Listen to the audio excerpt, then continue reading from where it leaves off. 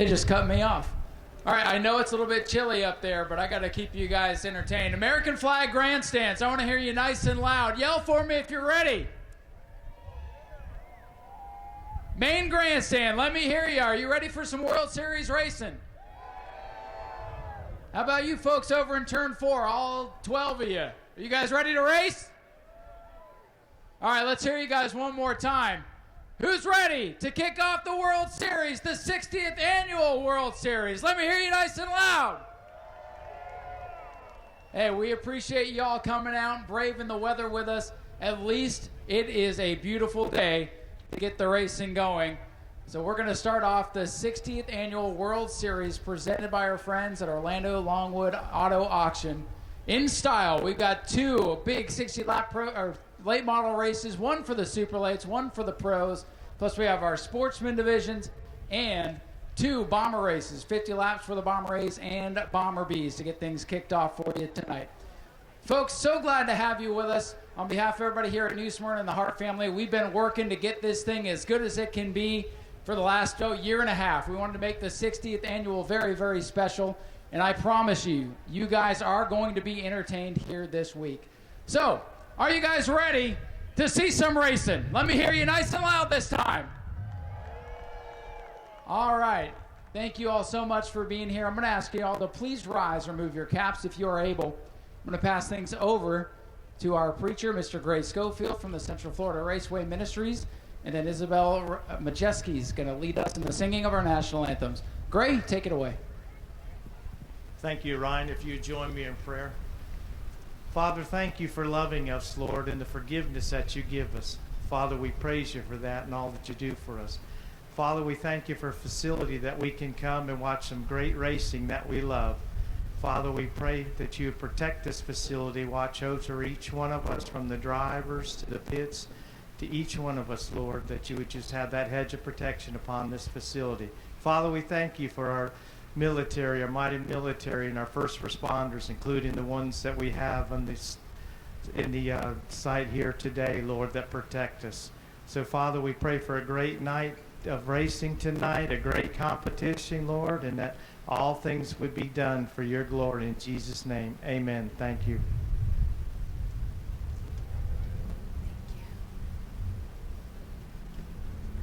Oh, Canada, and the home of the brave.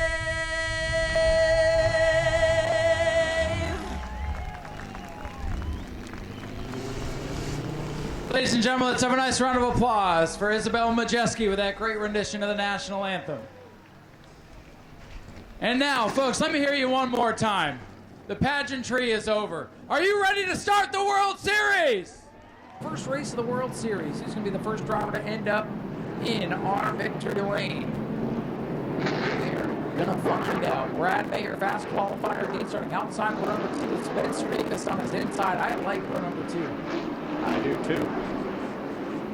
Pace car gonna pull down pit road, straight into the Hoosier restart zone they go. Through the gears, pulling the belts tight. The green flag is dropping. Car number 83, Corey Hall.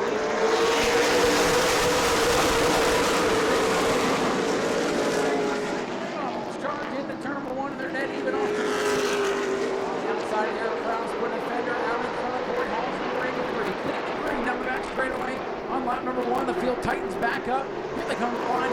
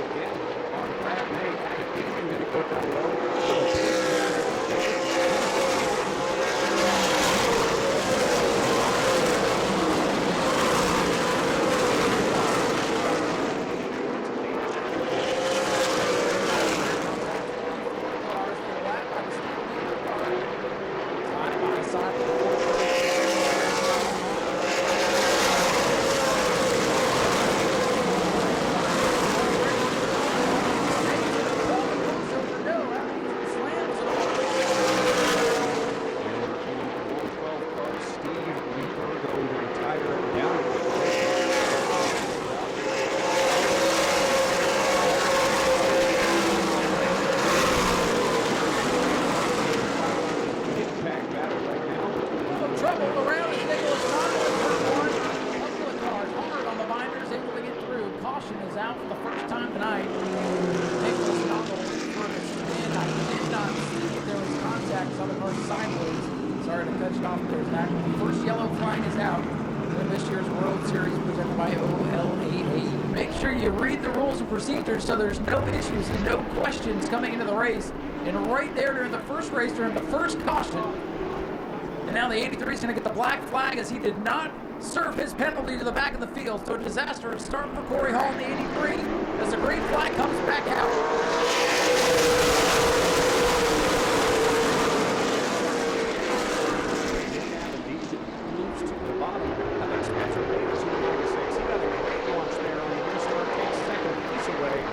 Avadijan in line car number 83 still yet to serve his penalty.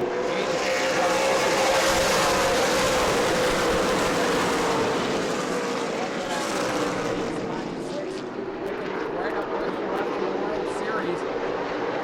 A lot of shuffling mid-pack, but so far it's all pretty clean. Black flag in the air again for the 83 of Corey Hall.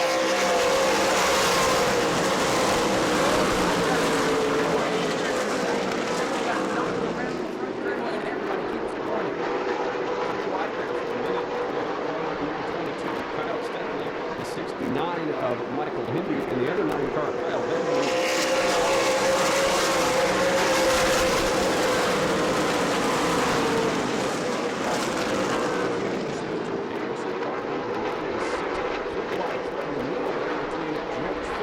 And the 44 car, Connor Jones. Derek Kraus, your leader in the fight. Look out! Turn around on the front straightaway. Car 22 into the inside pit wall. Wild set of pirouettes for car number 22 and George Phillips, but he avoids major catastrophe with some cosmetic damage on the back. Scott Adams there. He's picked the Governor's Cup banner. There on the, I'm sorry, it's now the World Series banner. Right between the ASD Stars and that tropical looking one. I picked Hall and Plumbing. So. Well, again, a black flag has been out for the 83 Corey Hall. He's now coming down pit road. He has finally heeded the call, if you will. Very interesting race thus far. Derek Kraus out of Wisconsin is your race leader up on the outside with Spencer Davis, the driver out of Dawsonville, Georgia, down on his inside as they get ready for the restart in the Hoosier restart zone. Davis with the nose out in front.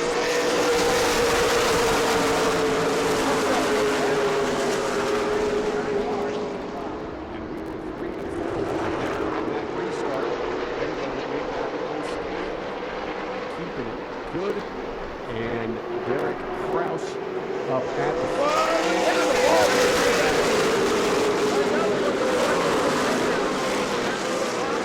Good job to not make that any worse, but they're about the run. Spencer Davis got it together, and that could have been real bad here coming down the main straightaway. Derek Kraus is glove.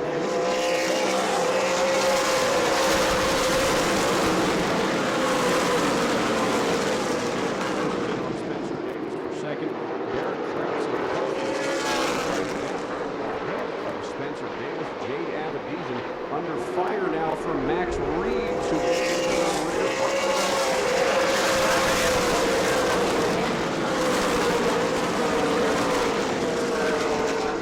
today, Brad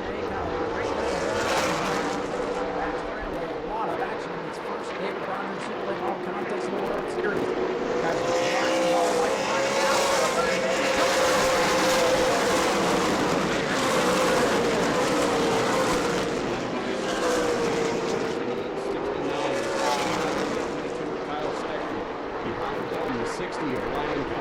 he's looking low on the side.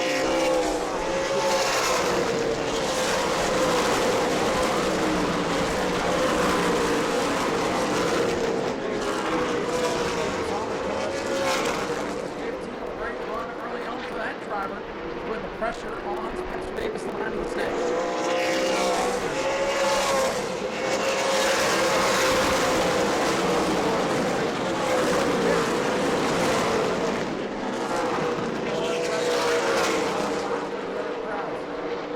Derek Kraus has made it up to the Cup Series. He's come through the World Series.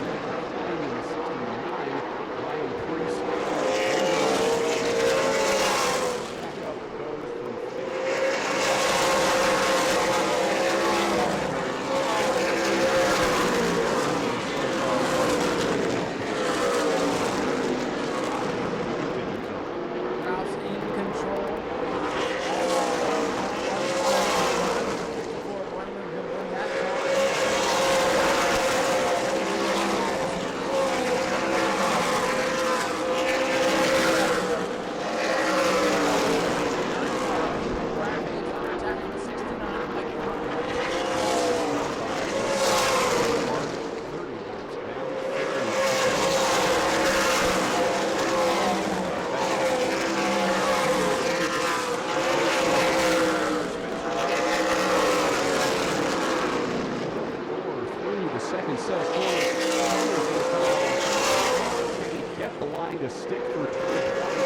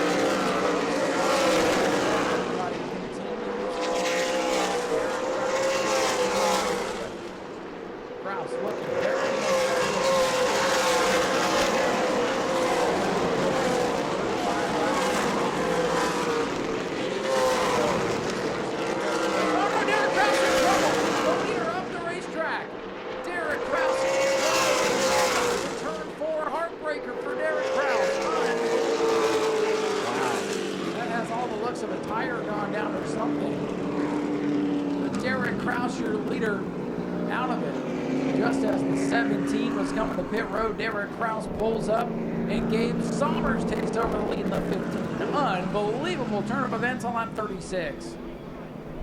And it looks like Krause slowly going to start rolling again. Watch out there. Unbelievable, Zach. You just never know what's going to happen in these races. This has been a great one so far. This has been unpredictable. Every single thing that we sort of had maybe as any sort of pre-written notes or any sort of prediction, we've thrown out the window. We are back to square one with this one. Derek Krause, who has dominated this one from the beginning, who has been the fastest driver down onto pit road with some sort of issue. We had the 83 Corey Hall run over the choose cone box. He was in the lead at the time as well. Crew hard at work. They are changing the right front tire. We have just gotten confirmation there. It was a flat right front tire for the driver of car number 9, Derek Krause.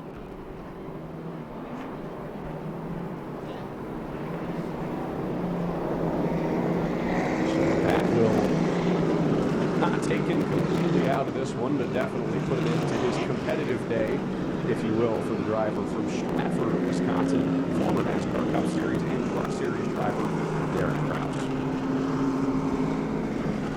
Getting the word from race control, a 2-lap penalty to be served on the Derek Krause number 9 machine for intentionally stopping on the track to draw the caution.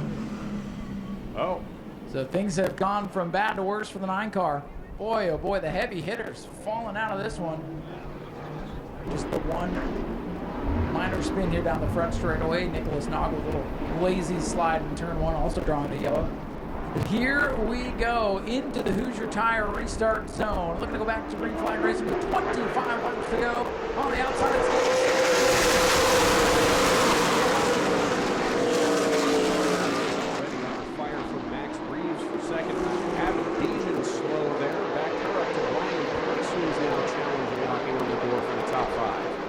Priest in the 60 car. High, wide, and handsome on Michael.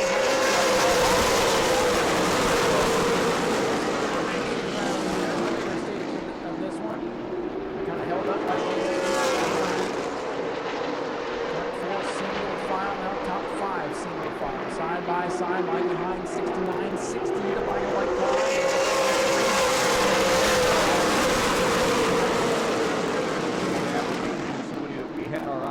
This one hitting the wall. Now under fire from Ryan Priest. That is the battle for the 6th position. Priest going to move to the bottom, maybe get around.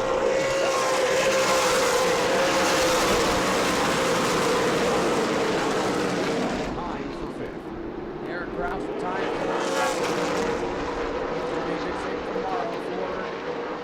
Come back and get a vengeance.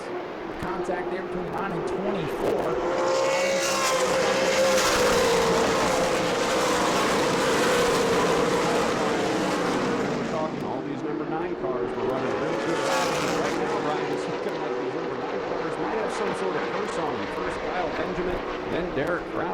Brad May, who's holding his own.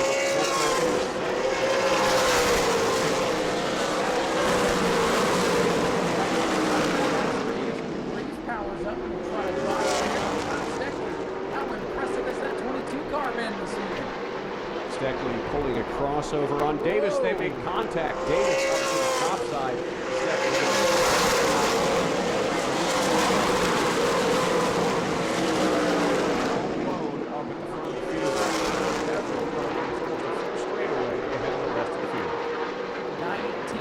Laps to go here in the first race of the race.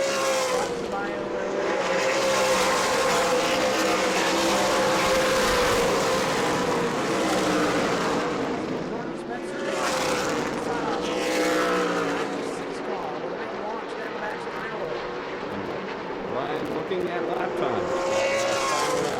The 15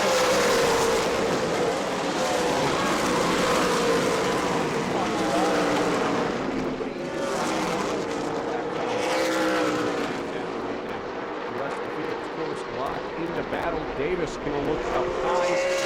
22 of Steckley.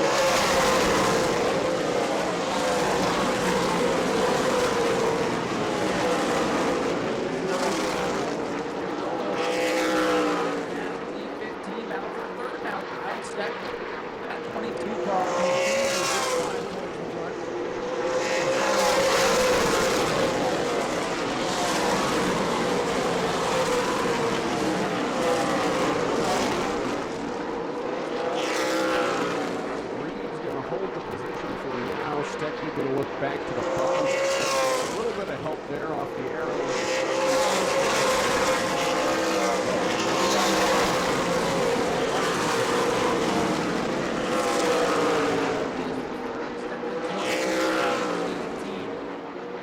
Stepping down the inside now.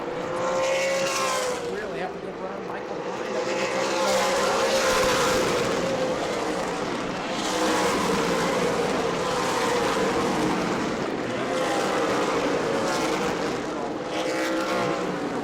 maybe come out of this one with a podium, but as of right now, Dave Summers all alone racing his own.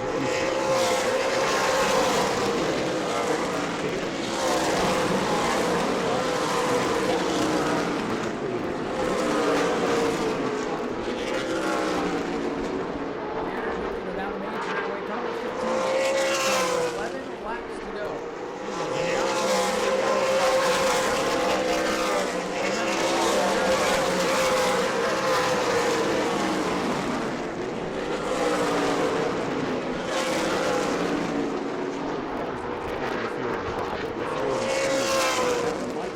Back up to Davis.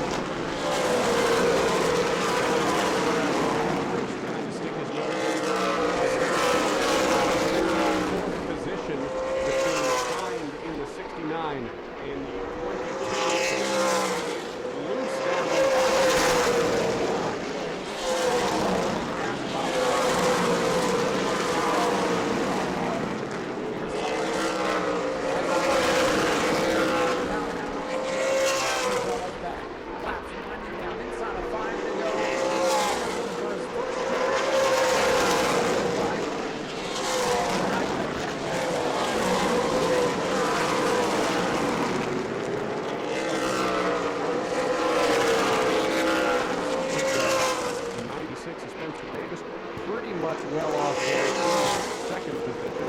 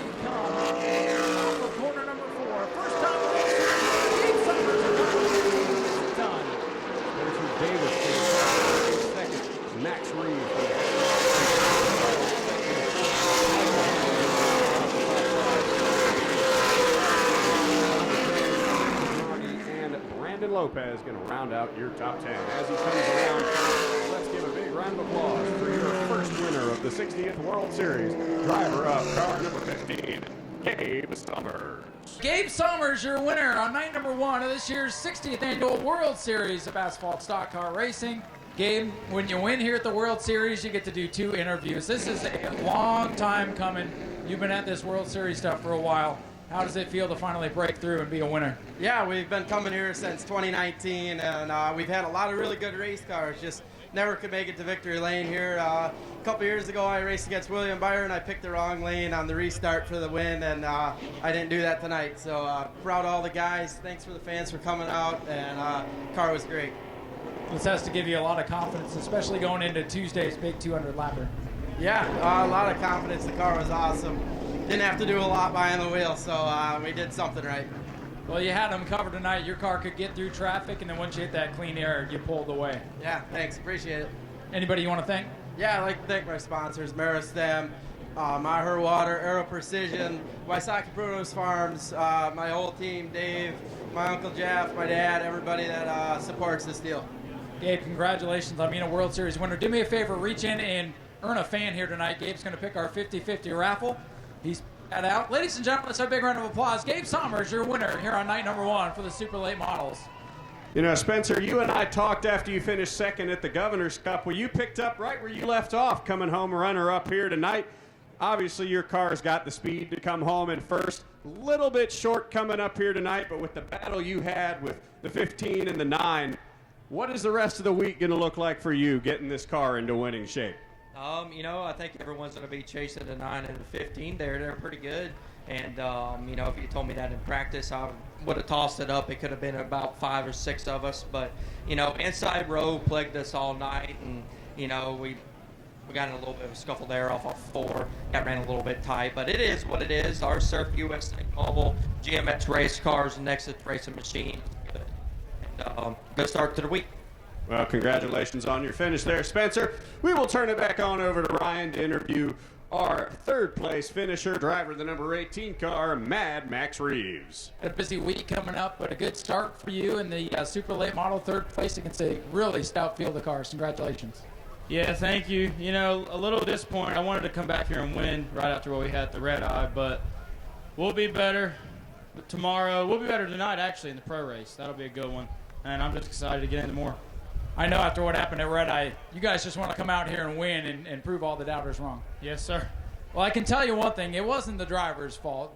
You're a heck of a wheelman, and I think you got some wins coming this week. Yeah, we sure do. Yeah, if anybody you want to thank. My dad, my mom, Cookout, Best Burgers are coming here to Florida. Coca-Cola, my coach Bobby, everybody at JGR, and my whole team. Max, congratulations. Third place for Max Reeves. He's got to go get in that Pro Late Model, so we'll let him get the pictures here from Jim Jones and get ready to go racing again. Pro Late Model drivers getting buckled in. We'll let the pictures finish up in the interviews down here with Gabe Summers. First-time winner at the World Series. Nothing beats a first-time winner. And that's how we start off the 60th Annual World Series of Asphalt Stock Car Racing, presented by Orlando Longwood Auto Auctions. Folks, we got more coming up. Pro Late Models getting ready for 60 laps. Get yourself something to eat, grab a nice warm drink, and let's get ready for more.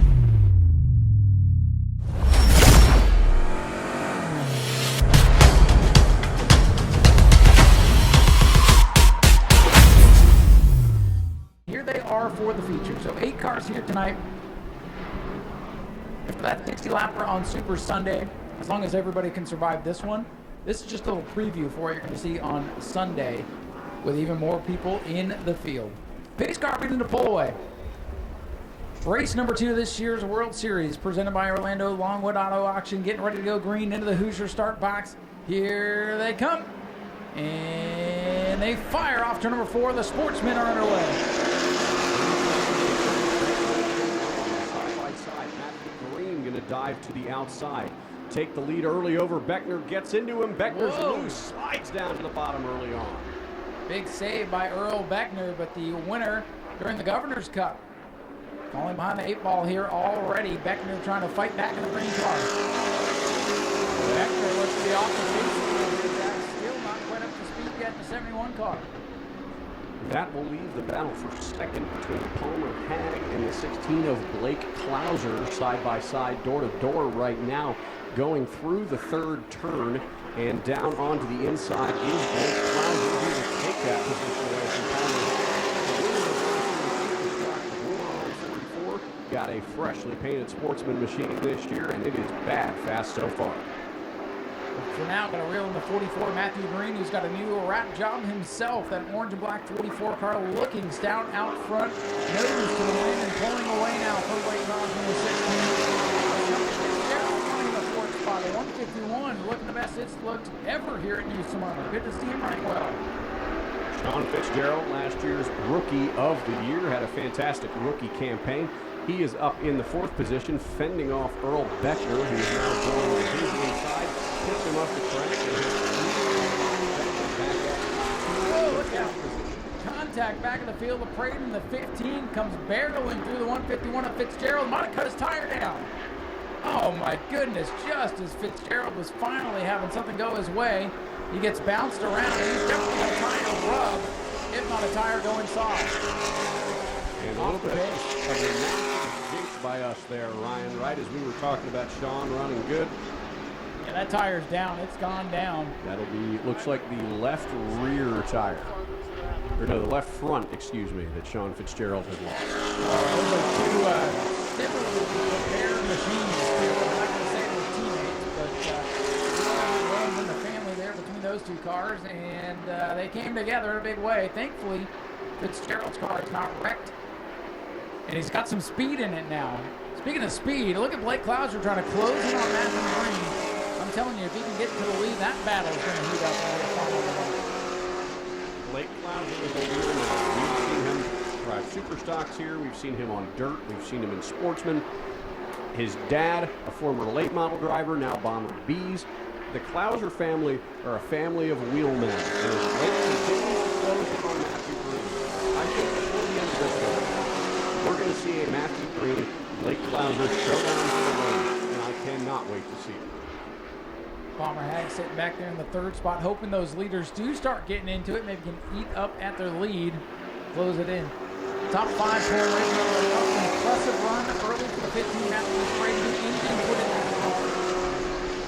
He's going after Earl Beckner Jr., a veteran of the Sportsman and the Speedway. Beckner up the track. Here comes the rookie, LaPrade, looking for 4th now.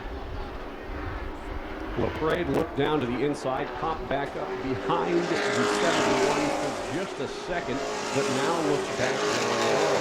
The battle for the lead now closing in. Blake Klauser within 2 car lengths of the 34 of Matthew Green.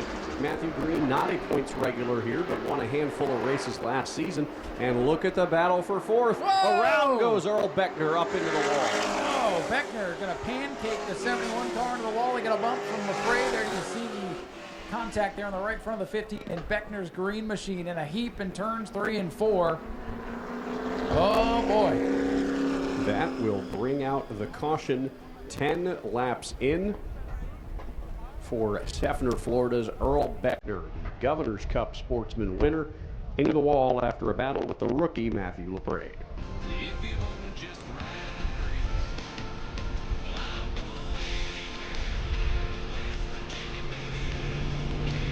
Field will come into the Hoosier restart zone. Your leader is Matthew Green on the outside of the orange car. Down the inside, Blake Klauser in that number 16. Here they come, looking for the restart with 25 laps to go. Green flag is in the air. Restart. Palmer Hag going to give Klauser a little bit of a hard time up top side. They go down the front straightaway. Klauser able to hold off Hag for second. Here comes the 15, though, getting around Palmer Hag for second. What a fantastic first race for the young wheelman. I'm telling you, that 15 car has gone to victory lane out here several times with a plethora of different drivers. Freight out there for the first time. You can see still kind of managing his racecraft out here on this big track. He's never raced here before, but he's up to third. Brand new motor put in that car between practice and now. Didn't qualify. And now in contention, up on the podium already. Blake Klauser, who takes a look on Matthew Green, who goes a little bit high. Battle for lead, heating up down the backstretch. Klauser had a shot there, but couldn't make it happen. Now he's going to dive back down to the bottom, but Green makes the block. That backs him back up to LaPrade, he's going to tuck in behind Matthew Green as the two go door-to-door for the lead. Klauser slides up high. We got a three-way dance for the lead on lap number 13 of the Sportsman 35-lap shootout. Green leads it. Klauser in second. Matthew LaPrade, car number 15, never been around the big track before, now has his name in contention for a win as they come to complete 15 laps into this 35-lap event, and the field getting stacked up back at the front. Here comes Blake Klauser. He has closed the gap for Matthew Green. By the way, he will be running the Florida Modified portion of the World Series and the Pro Truck portion of the World Series towards the end of next week. So you're going to be hearing that name a lot, and he's trying to make a name for himself as we got three cars under Blake for the race lead off. Turn number 4, Matthew Green. Dominant driver in the Sportsman when he chooses to race it, but now Matthew LaPrade looking to the bottom of Blake Klauser. The 15 taking on the 16. That is the battle for second. He looks to the bottom, got his nose in there. Klauser got a jump at the exit of turn number 4. Matthew Green by 2 miles right now. Your leader, LaPrade looking low on Klauser. Nothing doing that time. Sitting back in the 4th spot, Palmer Hag in the 55 machine. Back in 5th, it is Rice Robinson, fresh off his win on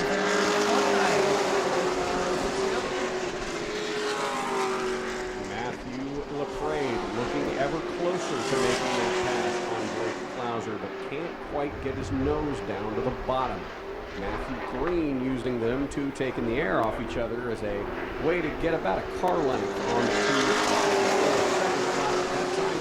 The gap between the 15 and 16. I think the 15 has a skosh faster car, but he's not at the track position right now. Let's see if he can work on it. Goes to the back bumper, the Blake Klauser 16. Green still on the lead. Blake Klauser. Third is Matthew LaPrade in front of the 15. And for the lead, here comes Klauser, going to shove it down to the bottom. Blake Klauser in the black car looking low on Matthew Green for the lead in turn 3. Green going to shut the door around. Klauser gets his nose into the bottom. They make contact on the exit of turn number 4. Nose to tail, the top 3 across the line. Matthew Green still in control of the race.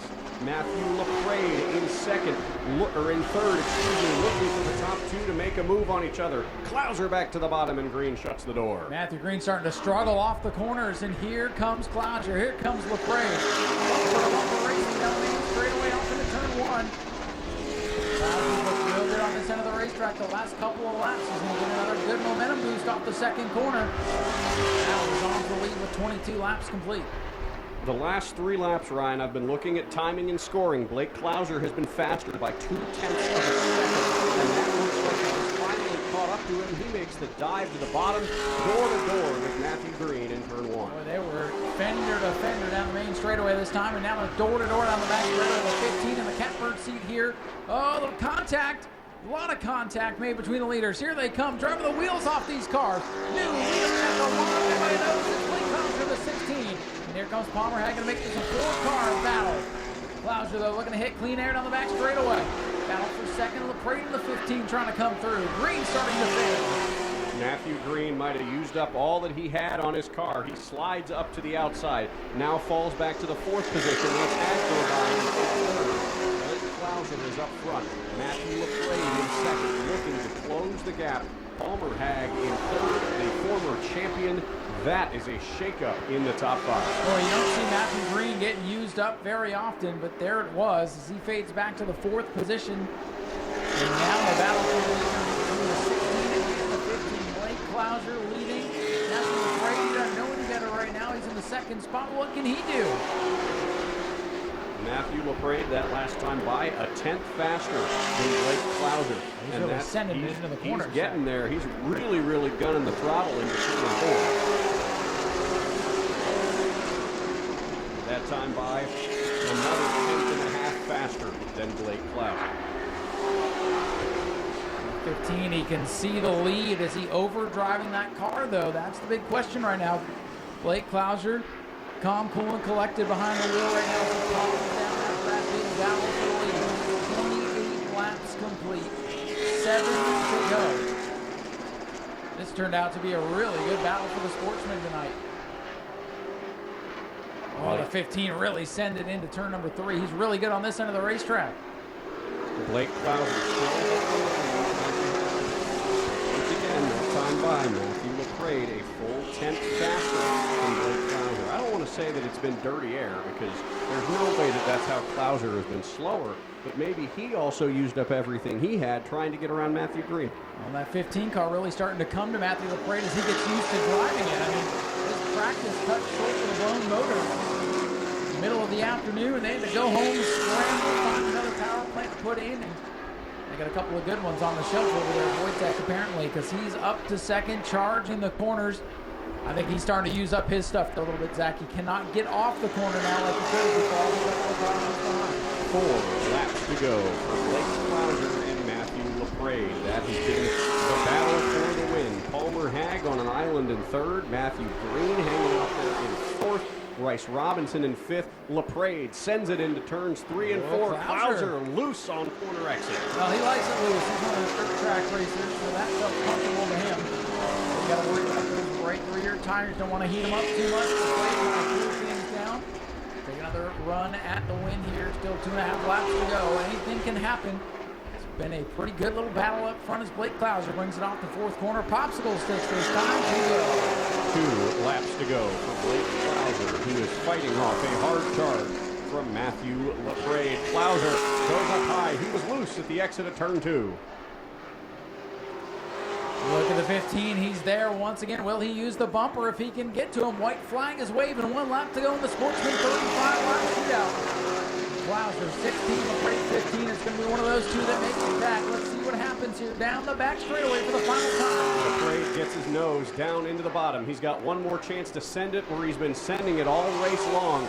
Clauser looks to block. LaPrade sends in his nose. Doesn't get to the bumper. Blake Clauser is going to win it. Matthew LaPrade going to come home in 2nd. Palmer Hag in 3rd. Matthew Green 4th. Bryce Robinson in car 51 rounds out the top 5.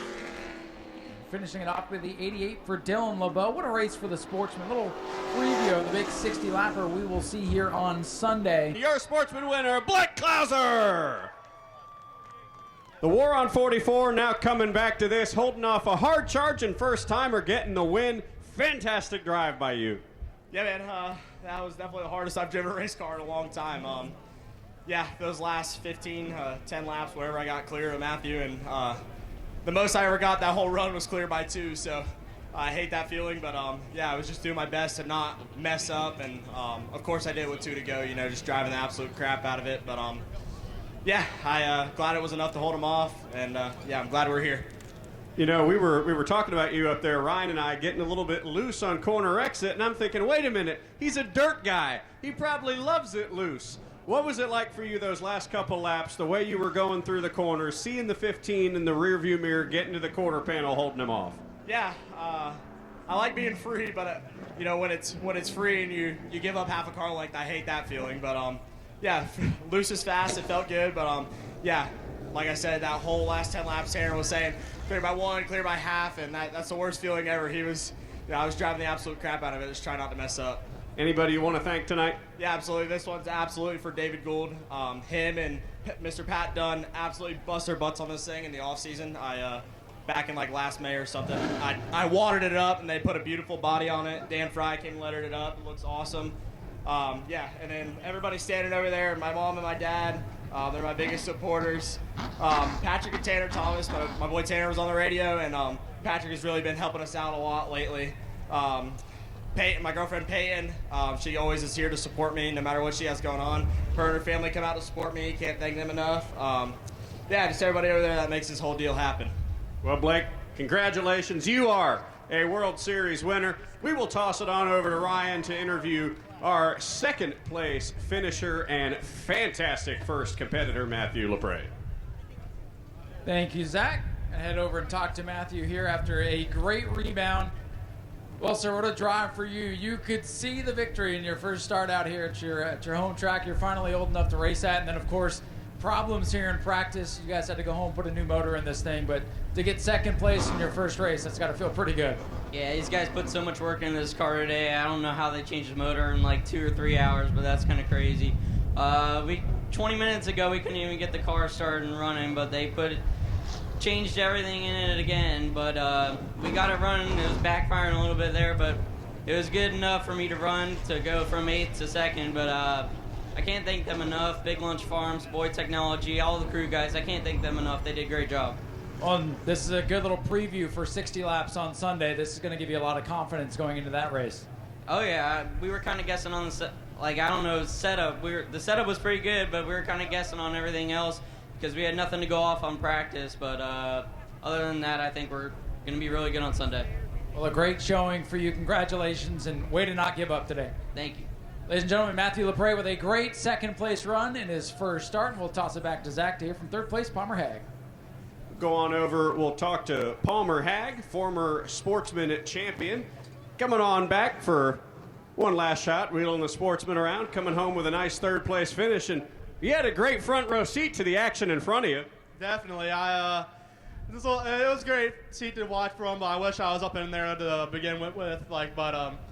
You know, we started our air pressures a little too low for tonight, and I think it just took too long to come in. But I'm really happy with our car that we came in third place with. I just can't thank RFD and Tommy's Hurricane Racing. I can't thank them enough for coming out here and helping us out. But I think come Sunday, we'll be a real good contender for that 60-lapper. So you got yourself a late model this season, decided to come back into the Sportsman for a night. Your plans this year mostly with the late model, or are you going to bring this thing out a couple more times? I think we'll be out here a few more times. You might see this, but we're going to definitely try to tackle this track with the late models, and we'll probably be heading around the country, you know, hitting up some different tracks, but we'll definitely make a few starts out here. Well, congratulations on your third place at the World Series. Palmer Hag, everybody.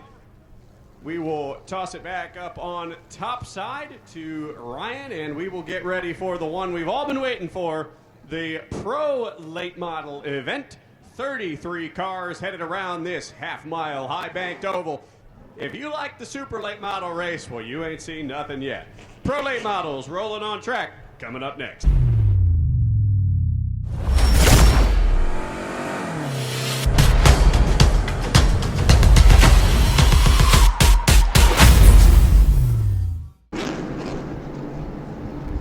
So now, this time, we're actually coming to green. So then we'll go over to the 35 and get that ironed out. And in the meantime, we'll get ready to turn them loose. Now EJ's going to pull away in the Daytona Dodge American Auto pace car. Field going to come to the Hoosier start box. Evan McKnight on the inside. Cole Roby on the outside. Roby getting a big jump on the 29. Green is out. We'll see if they do it. Look out to the Just gotten on the restart by Roby in the 29. 3 wide out through the middle. A touch to the 27. And we are waving off the start. No start limit. Too big a jump there on the 29. And as you see, they waited to the back straightaway to throw the yellow flag there. That's to keep them from all jumping on the brakes and freaking out, causing a big pileup. He took a jump before the 20 even got a chance to go moving. The 20 car being in the front is the control car on these starts. That is correct. We'll try it this time. Into the Hoosier restart zone. 33 Pro Late models revving their engines. Green flag. Last time again, Renfrew goes down the inside of Brad May, and they touch. Look out, Brody Monahan's going around, and we're going to stack them up. Everybody's going to be in it. We didn't even make it through 1 and 2, and some of the heavy hitters are in it. Brad May's in it. Brody Monahan's in it. And then half the field piling in behind him. Well, Zach, that's exactly what we're all nervous about. And that changes everything. Heavy damage to the left front of the 48, well, the entire left side of the 48 of Raphael Lassard. Some of the other cars come through. We're lucky that we don't have 10 or 12 more cars piled up in that one. It looks like a decent amount of the field was able to make it through clearly. But we will get a survey on the damage. It appears one car heavily damaged, as you can see on the screen. I believe, Benjamin? yes, that is Kyle Benjamin's number 9 car. Unreal. What a terrible day for him. Brody Monahan is rolling in car number 31. They all kind of funneled together when they were 3-1. And we have one car still up there in the turn 2 wall. That is Alabama's Presley Johnson in car number 82. You know, we made that joke earlier on about how bad it is to be driving the number 9 car tonight. I didn't expect that to actually be the truth here. No, but Kyle you're Benjamin the one and who Brad said May. it, so they can all come find you afterwards. You're going to have a line of 9s. Everybody driving the number asking 9. you not to speak about car 9 the rest of the week.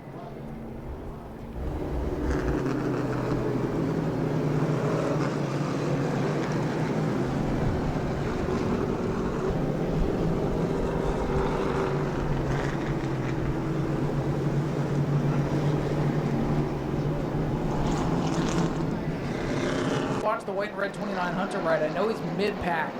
Our defending champion. Not the best qualifier, but watch him in the race. Here we go. 60 to go. Take 3 as they go to the Hoosier restart zone. Here they come. Here they come. Green flag back in the air for the Pro League.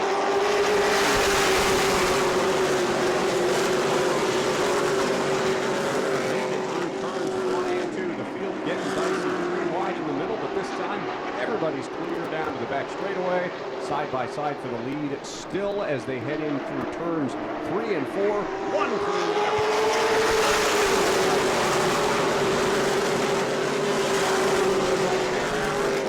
They're trying to sort it out. Here comes Jimmy Renfrew.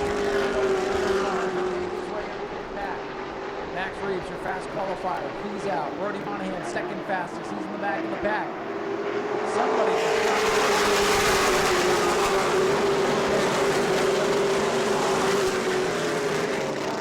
Car 29, your leader down the back straightaway. Ahead of Evan McKnight in the 20. He's going to get swallowed up by Renfrew. Dord in the second.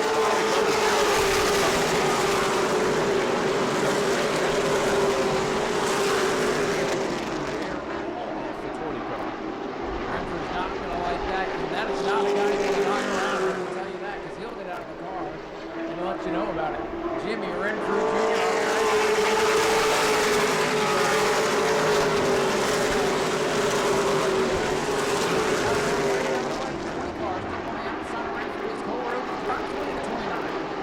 Wide interior number 2, a pair of 8 cars, and the other number 29 car. The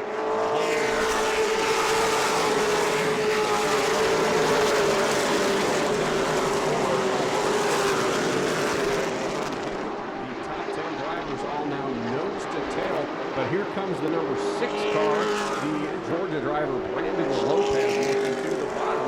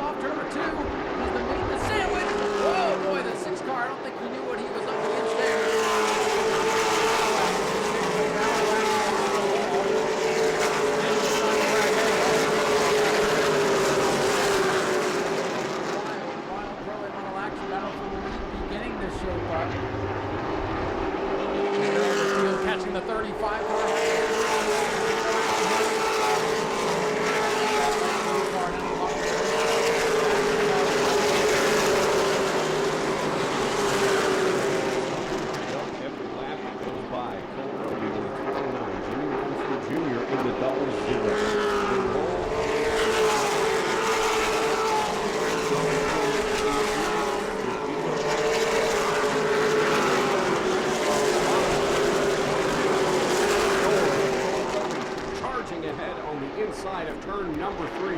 Roby's not going to let him easy through 4. Renfrew's got the door.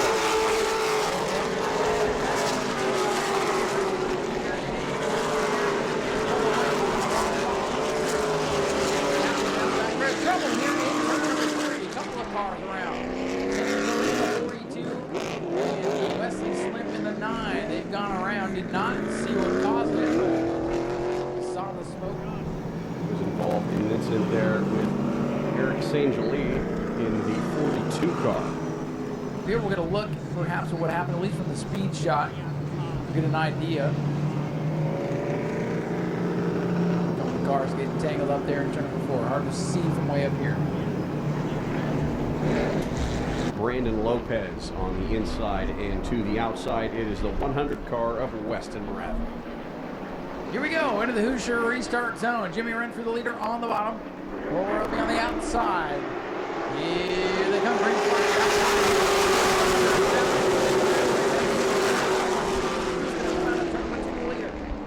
Renfrew up the hill. Roby still got the nose to the outside. Field going to make it off to number 2. And Renfrew goes back through to the lead. Roby back up top side, pulls back in behind.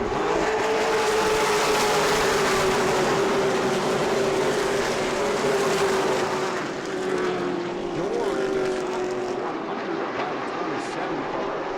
And top 5 single filed now after 1 lap under green. Here comes the battle for position now.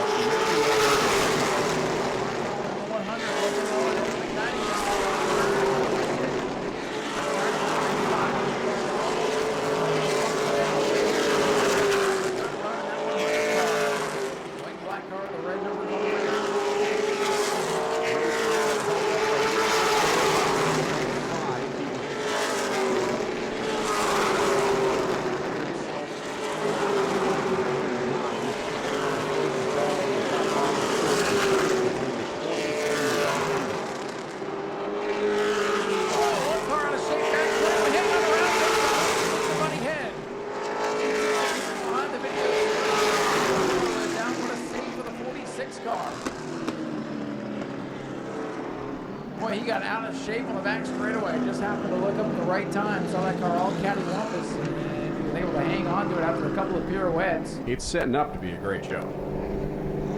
All the guys that have been in and out of the top 5. And for an update on some of those guys who were in the lap 1 accident, Brad May still in the middle of the pack. Field's going to go back through the gears in the Hoosier restart zone. We are back to green flag racing. Redford on that high side, getting the lead back. Roby 29 now dead in the 20 as the 27 slips up off turn number 2. That's going to cost him a spot perhaps here. And here comes that 29 Hunter Rank. The white and red car getting into the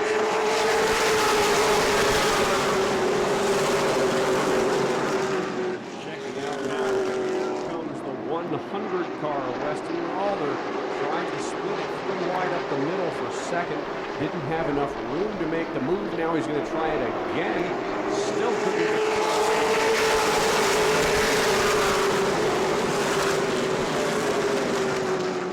That 100 car racing tonight. 100 car out to third. Whoa, we got a car blowing up on the back straightaway. It's the 46 again.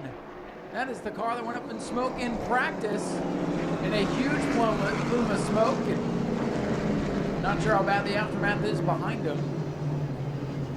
35, I think, got into the back of somebody. Well, the 46 car for the second time today going up in smoke, and I think we got lucky with that one. It looked pretty wild, though. So that is the 46 of Buddy Head, second incident involving him. Brad May still stuck mid-pack after the opening lap spin.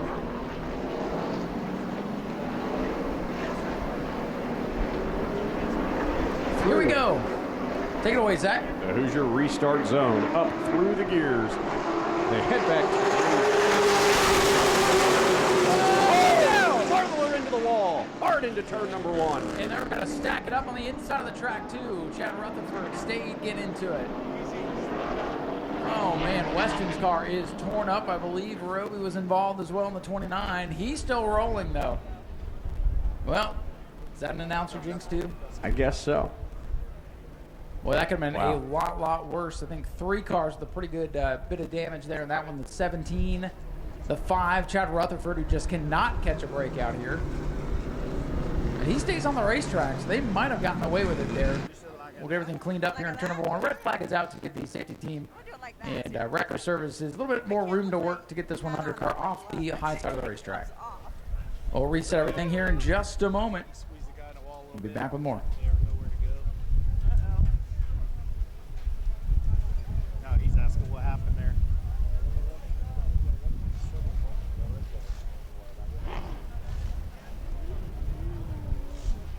When's the World Series? Well, look at when the Daytona 500 is. Count backwards 10 days from there. Here we go. Let's restart. Pro Late models headed back into the Hoosier restart zone. Jimmy Renfrew Jr., leader on the outside. Evan McKnight with the nose out in front as they come to green. Side by side with Renfrew in turn number 1, made some contact. Not leaving Renfrew alone yet, but Renfrew able to clear him. Let's see what McKnight has in 3. Renfrew dives down to the bottom, able to keep his lead.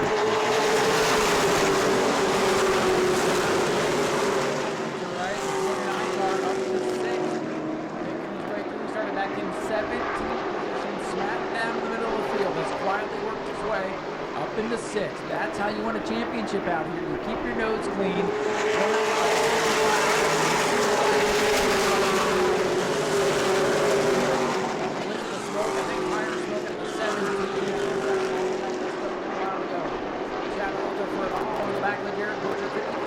Rutherford dives low. He wants a spot and look who up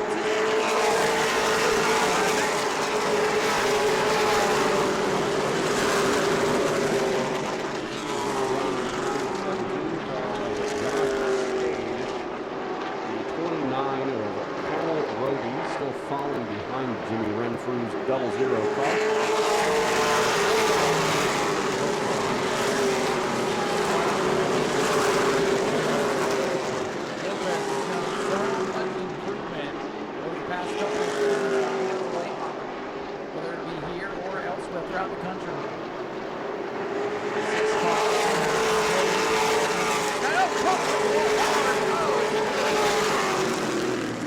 Ted Monowak getting tangled together, and that's a rear flip on the 87 for sure. Contact being in turns 3 and 4, bringing the Speedway model race to a halt. Owie Mazzagatti in the 87 out of Ohio getting turned around and involved with the Chet Monowak machine. Let's see what happens on this restart. Renfrew almost fell victim to Evan McKnight, dooring him the last time by. We'll see if that can happen again as soon as they get through the Hoosier tires in the restart zone. Renfrew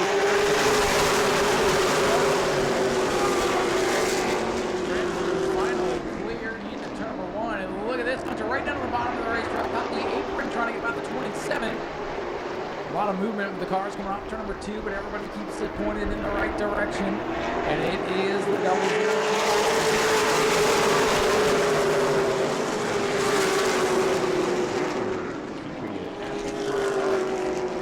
He's got 5 car lengths ahead already of the 29 car of Cole Roby. The other 29 machine of Hunter Wright in a battle.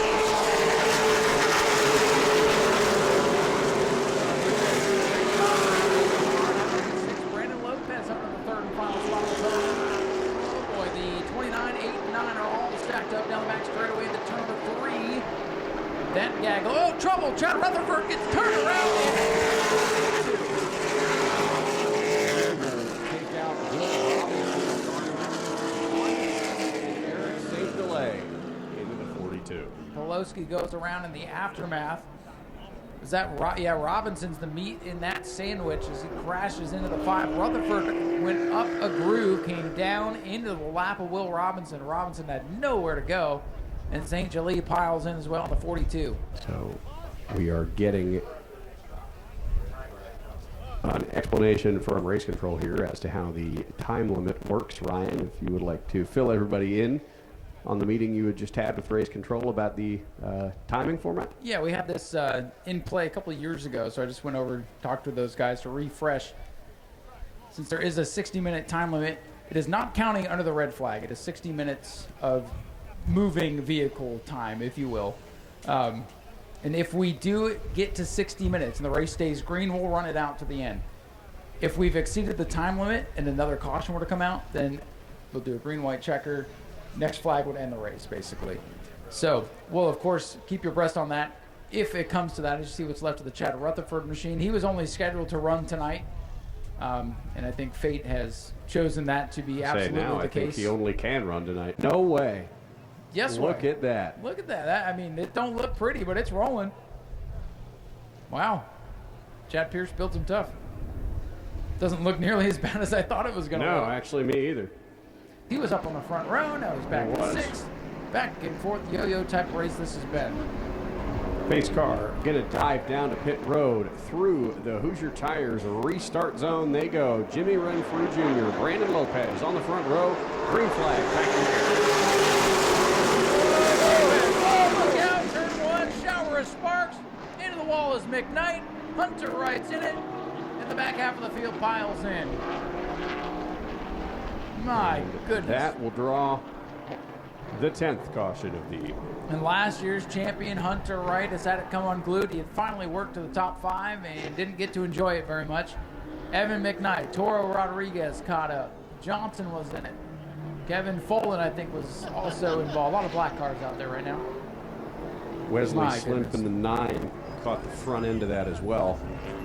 Again, this is a product of trying to make something happen on the inside groove. These guys are trying to race the leader so close, and they don't realize how close the guy is behind him, and then chain reaction, and boom, into the wall goes the 20, into the wall goes the 29.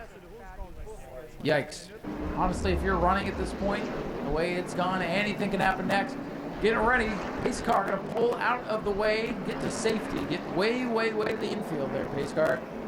Back to the Hoosier restart zone. Here they come. Brandon Lopez on the bottom. Jimmy Renfrew. Oh, look out. Back up and around with Wesley Slim. Oh, boy. Oh, boy. I'm out of ton of maybes here. That was just rough. Hi, Toro. Nice to see you. Left fender. Waving at us as he comes by. He's going to use the wall to rip it off. Didn't work. I wouldn't do that, Toro. Nope. Toro is ripped off to 13.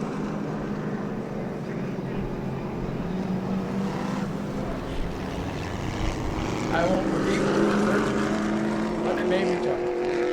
Oh, Wesley Slimp has gone around on that restart. Because he's driving the number 9. Oh, unbelievable. Look, he's on pit road.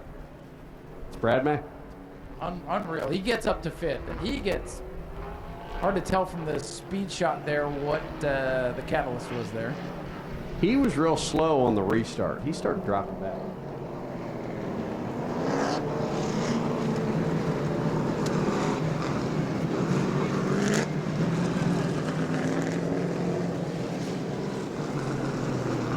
That looks like potentially mischief there on the 29 to stack him up. That's Brad what I May's saw, car. yeah. You saw that in the first one, like just didn't really go. No. Wow. Tough day to be number 9. Very, very tough day to be driving the number 9. Jimmy Renfrew Jr. still up front. Cole Roby Toro's still up there second. trying to get his door off on the back straight. Look at him. He's running along the whole back wall trying to get it Heard of off. the Roughing Fenders podcast, I think, is out there. We've got the Rubbing Fenders podcast going on out there on the Speedway. It's still, see, he doesn't want to pit because he don't want to give up the track position. No. I totally understand his strategy here. It's getting looser. Keep going, Toro. Here you go. Oh, he might have got it. He might have got it. Did he get it? Did he get it? Oh, he got the wall. Okay, well now Nope, he still hasn't gotten it. And now he needs an alignment too. So from bad to worse. All right, good. Toro Rodriguez. Single file restart coming up. How about we try this? So we are officially done with the double file restarts. And Toro Rodriguez has just been called to pit road by race control.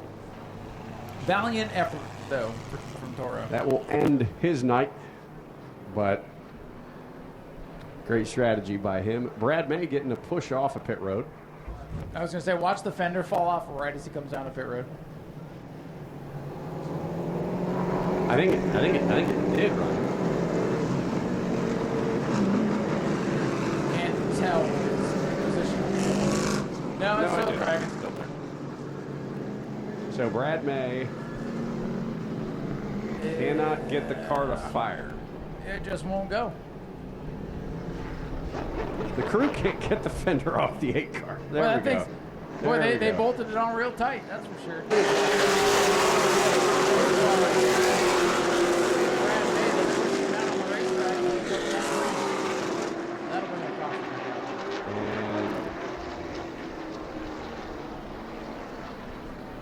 And caution is out. Brad May's car has died in turn number 1.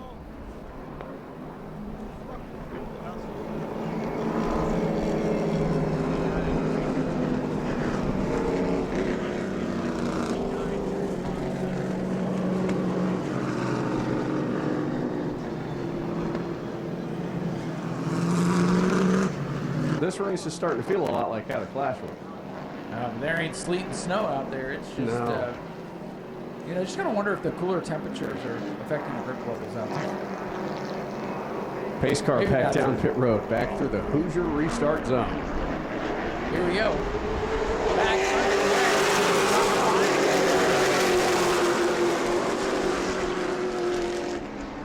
Away with the lead is the number 0, Jimmy Renfrew Jr. battles on for 3rd. It's the 27 car.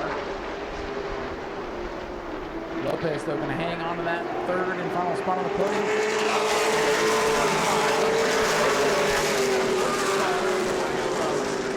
Tired up on the 4, and there's 15 cars off the pace.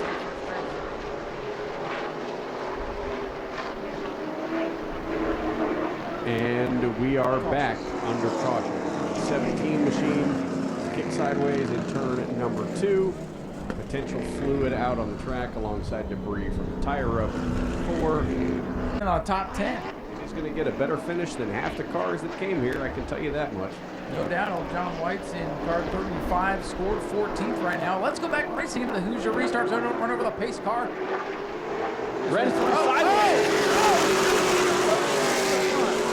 What happened? Renfrew, I see some smoke in the back of that car. Did he blow it up?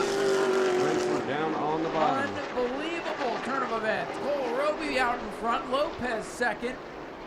This race just is the most Now up in front, Jimmy Renfrew Jr. That looks like something's coming out of the back. Completely lost it. My goodness. Cole Roby out in front looking for his first career.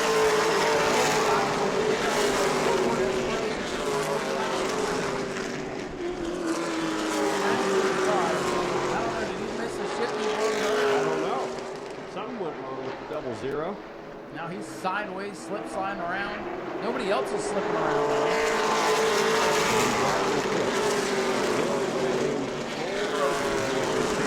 Renfrew the entire time at the front of the 0. Roby with a comfortable lead on Brandon Lopez.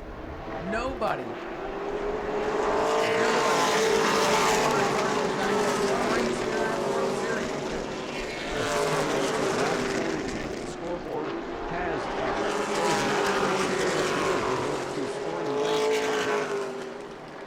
Shouting out the lap, so we'll do our best to keep you up to date.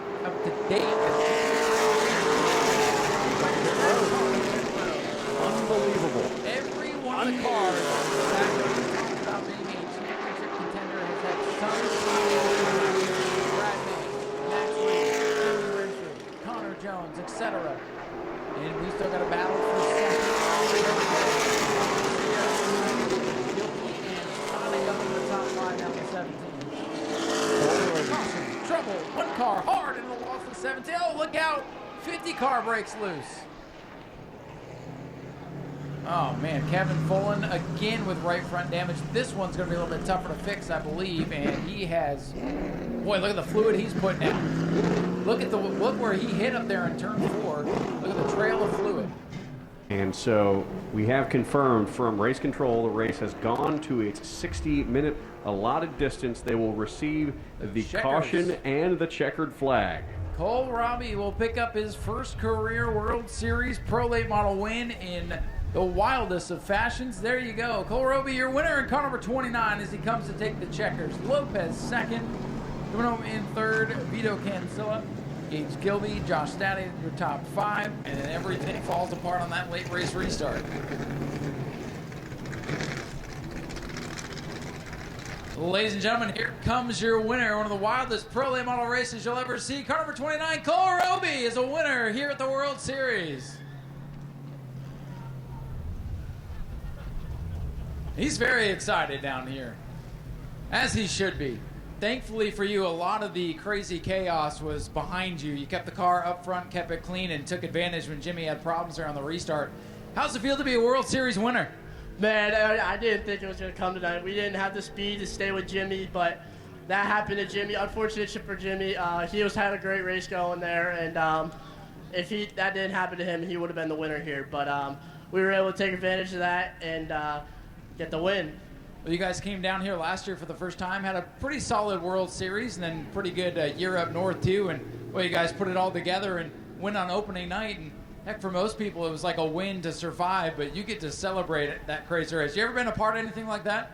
No, I definitely have not been anything a part of this, and man, it feels great. I can't thank Safety Products Incorporated, Roby Contracting, Roosevelt Self Storage, my dad, my mom, Marcel, Bobby, Mandy, Ricky, Tony, Mario, Jamie, Greg Emerson, my dad, Glenn Meeham, and SOS Towing, GT Overhead Doors, and just everybody else that helps me on this car to get me here. What a great experience to have. Well, let me ask you, what's going to last longer, that race or the celebration tonight? The celebration is going to be pretty heavy tonight since we're not racing tomorrow. So, yeah. And you don't have to fix your race car. Congratulations, man. Thank you so much. Ladies and gentlemen, your winner tonight of a wild race, Cole Roby in car number 29 gets it done. We'll toss it over to Zach, who's going to go grab board with our runner-up, Brandon Lopez. Track workers over here working on cleaning up the oil left by the 17 and 50 machines. Brandon's over here done with his Flow Racing interview, so we'll go ahead and grab a word with Brandon here, finishing in the second position. Survival of the fittest. That one there. You were able to get some good runs on some of the restarts and came home with a second place finish all in all, and not a bad day for you.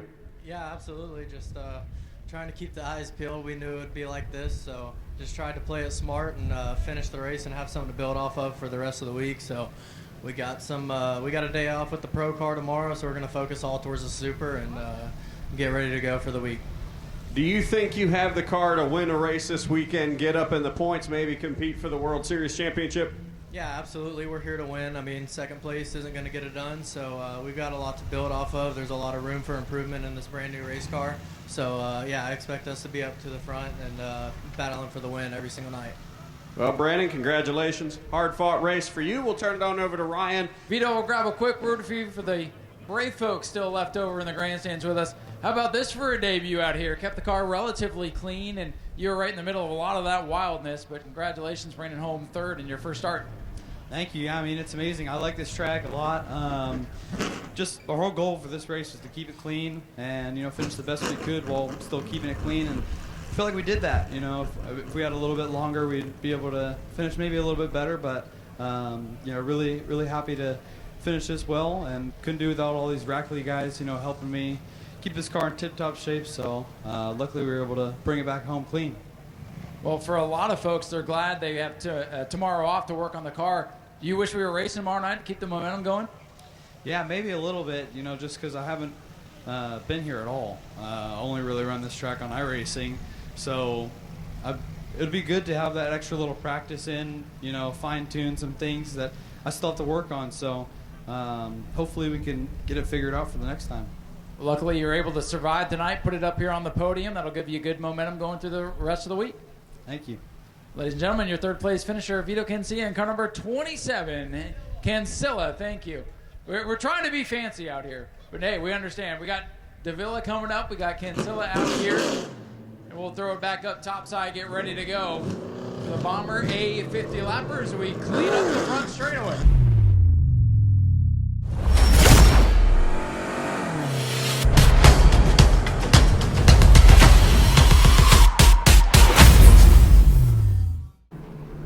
And so 50 laps of Bomber B action coming up. And you see some of those Bomber Bs.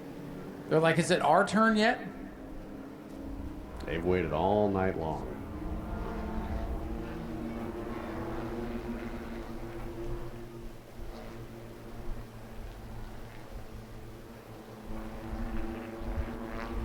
Here they come to the Hoosier Tire start box. And they get on the four bangers and turn.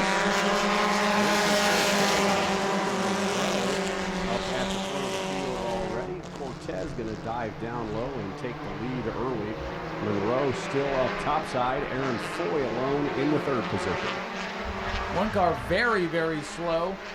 Keep your eye on the 76 for the breakout rule. You might be the first one to do it. Whoa, look out, one car all over the place. It's just, there it is. He's fine. That's the perfect Bomber line. That'll be the 18 car of Wolf. He's howling for sure. Ben Wolf all over the place early on. Brandon Monroe into the lead. Monroe's just helping clear the speedy drive. Thank you, Ricky. Cortez in second.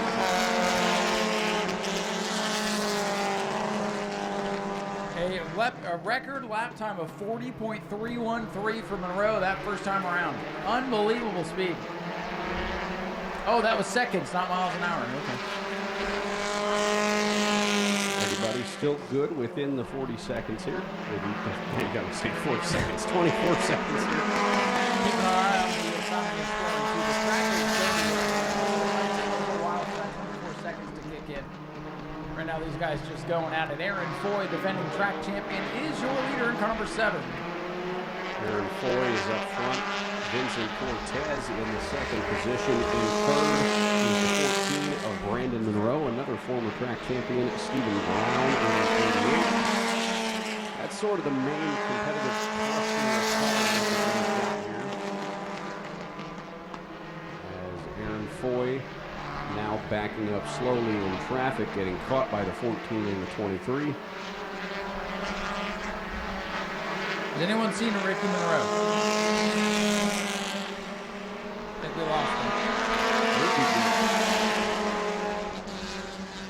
we're still in a cluster. Stephen Brown is 0.52. That is the closest we've seen to anybody breaking out, but he's not even in the top 3. He's picking up the pace.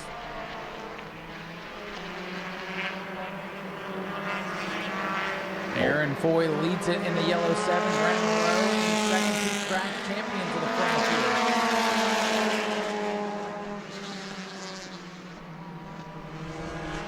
We're going to put our lap down on Ben Wolf in that number 18 AutoZone machine. Been a rookie out here. Whoa, getting sideways and losing it in front of the leaders. Whoa, look out. So close to contact. It's fine. He's rolling. Stay green. And we stay green. Wolf loses And he's going to come back out on the racetrack. Might as well.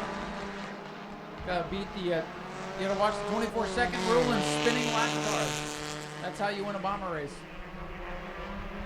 So Aaron Foy is still the class of the field for now. As they come across the stripe, everybody's still good. Cortez that time ran a 24.064. Oh no, Eddie Evans crashes very slow on the bottom of the racetrack. He might be. This is 50 laps or last car running. New rule. I just made it up. So Eddie Evans in the 3 car. He pulled down pit road. Says, hey, I need something. Something that's really loose behind the wheel. Oh, you know what? I don't need you. I don't need nothing. Okay. Oh, we had a breakout, by the way. The 88 Stephen Brown is broken out. But he was fourth. He's so already at the back of the competitive field, though. That was the most interesting pit stop I've ever seen. Eddie Evans says, I need this. And just drove off with nothing. And now he's slow again on the backstretch. He needed whatever that was he didn't get. He's actually just going to do it again. He's actually just going to. You know what? Eddie Evans he said, hey, if my car ain't going to be the show, I'm going to be the show one way or another.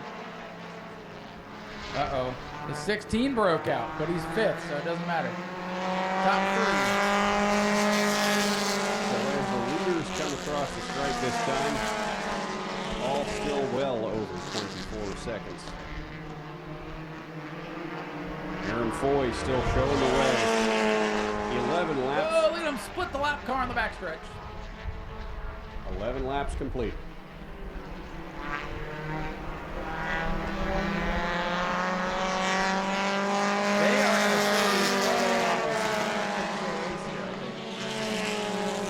Aaron Foy, 24.087 that time. Hey, dangerously close to Eddie's breaking still it. out there. Eddie is still out there. 24.087. You know, it's kind of funny that these guys are sort of dropping the way they are. This race is for $1,000, Ryan. This is the biggest purse we've had in a We're long all out time. in practice and destroy their cars. Eddie Evans does bring the 3. All right, guys, whatever you had before, he needs it again. Guys, get off the tow truck. He's got a needs tire. that right here. He drove by him. He drove by him He again. says, I'm going to do it myself. I'll pit my own dang race car. I don't need you. Put the tire back up there. He might be making the I think he's ready to I think he's retire. done. Yeah. Yep. He doesn't need a tire. He needs to retire. So Eddie Evans retires from the race. He will finish in the 7th position. He ain't first or last. No, he's not last. At Ricky Monroe. Do we even know if he got off the track? I don't know. I haven't seen him since that first blistering lap that he put down. He went so fast, I think he might have went into hyperspace. Oh, Zach, I see exactly why the Pro Late Model race went the way it did. Look at the moon. Yep. Bad moon on the rise. Whoa, 18 car trying to knock the wall down in turn 2. Oh, here's your leaders up front. Aaron Foy is Aaron Foy, Brandon Monroe, Vincent Cortez, 24.096. 88, Stephen Brown did run in the second lap, but he's in 4th place. So it doesn't really matter.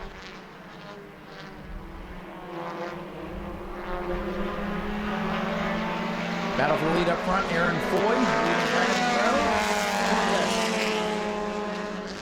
Stephen Brown picking up the pace. He ran a 23.6 that time, but only the top 3 have to worry about the breakout. So that's how Stephen's going to get back in the mix. Brandon Monroe in the 14, closing in on Aaron Foy.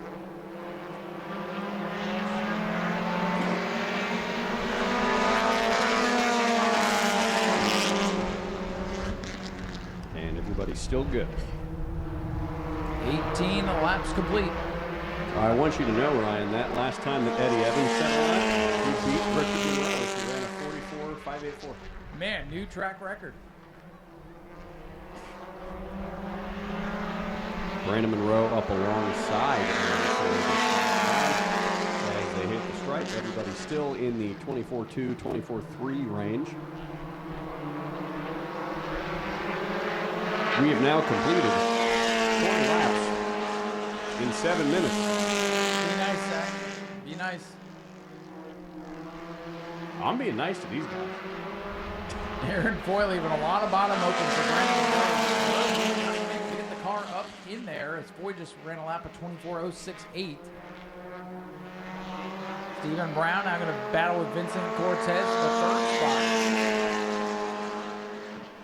Good debut for Zachariah Carter right now with 16 runs in the 5th spot. Actually turned a lap under 23 seconds, so impressive outing so far. Brandon Monroe at 24.046 that time. Cortez 0.65. Brown at 24.006. Picking up the pace. Now here's what we got to worry about. Tires. They normally go 20 laps. So we have done further than we normally do. Yes. We often see after 20 laps those tires start to blister. Will they survive? We've seen how many leaders tonight dominate and not win? Every single one of them. Aaron Foy ran a 24.000. Oh my God! I'm gonna screenshot that one.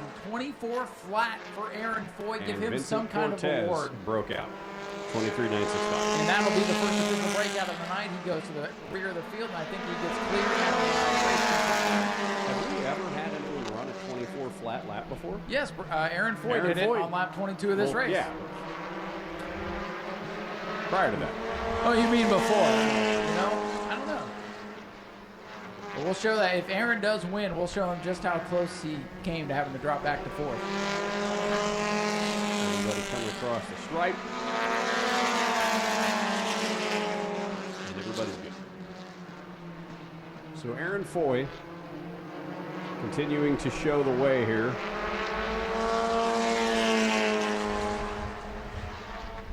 Halfway this time by is Wolf. He sees the leaders in his mirror. He tried to do it again. He keeps looking in the mirror and trying to spin out in front of these guys. And Cortez broke out there, 23.931. You have to drop back behind the silver 88 car and get that halfway through.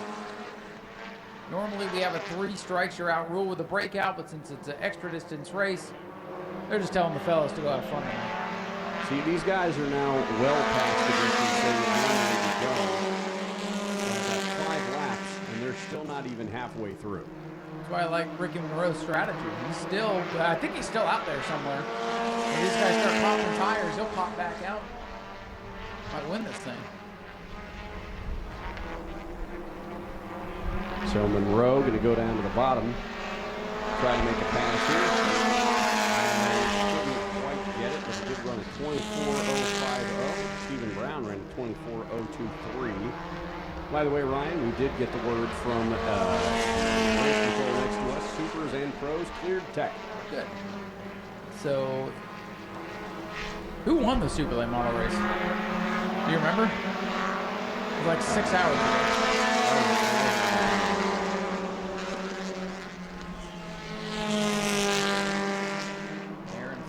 Showing the way, trying to win this Bomber A race. All the dominant drivers have not been able to keep their track position and win the race. So far, so good for Aaron Foy. Aaron Foy had a 24.06. His time at 24.189. Everybody's slowing down by about a 1/10 of a second that last lap.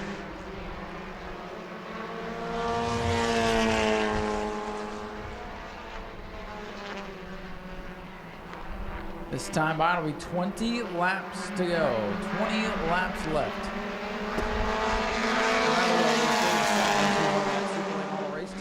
the World Series. And Stephen Brown, third place car. He has to go back and forth. He's clear. Did break out last time by.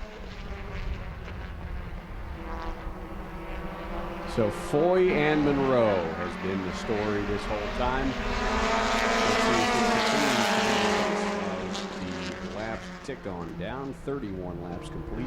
19 laps remain. Everybody's still good at running in the 24-2 lane. 4-car breakaway at the front of the field. Zachariah Cartilage alone in 5th place, and Ben Wolf a couple laps down in 6th. Eddie Evans and Richard Monroe have retired. Racing. Would be very excited about posting about a top 5 if he can hang on. This year, coming out and looking for good things to happen. Wasn't sure about running this race as it is an exhibition non-points race, but I think he's going to be glad to have 50 laps through the season. With 33 laps complete, we're closing in on the total distance the Pro Late models went. Stephen Brown, once again, he's broken out. When it's really going to hurt these guys when we get inside about 5 to go, it'll be a lot harder to make up the track position if you do break out and have to go to the rear of the field. So we'll see. Continue to click the laps on by.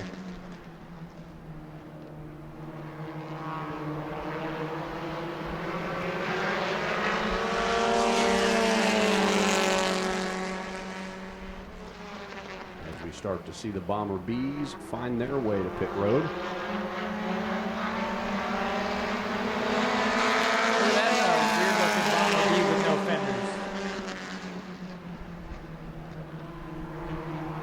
I'd be scared if I was that guy. He's driving number 9. I hope you just didn't pre-curse him. I hope not. Is Chuck Rush also cursed? He's in the K9. I don't know. Brandon Monroe, 23.976. Brandon Monroe, second place car. So did Stephen Brown. Oh. So did Stephen Brown, 23.947. They're good. Now look at the lead Aaron Foy has. He can play with that cushion a little bit and back her down, not have to force the issue. 147. Stephen Brown at 24.5 that time. I think he's safe.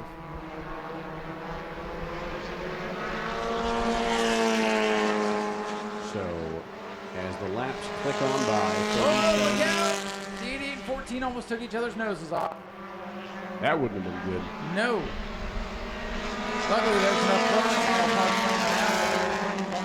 problem. This is true. Oh, the 88 broke out again. Stephen Brown, 23.9. That's got to be his like 4th or 5th breakout. A breakout performance tonight, no doubt about it. Thank you for laughing at my dad joke. Of course. Aaron Foy still showing the way.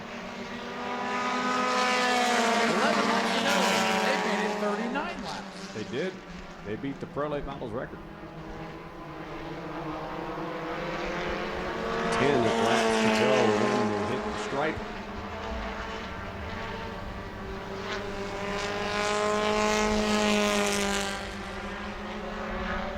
Aaron Foy with a comfortable lead, and he's watching the drivers in the mirror.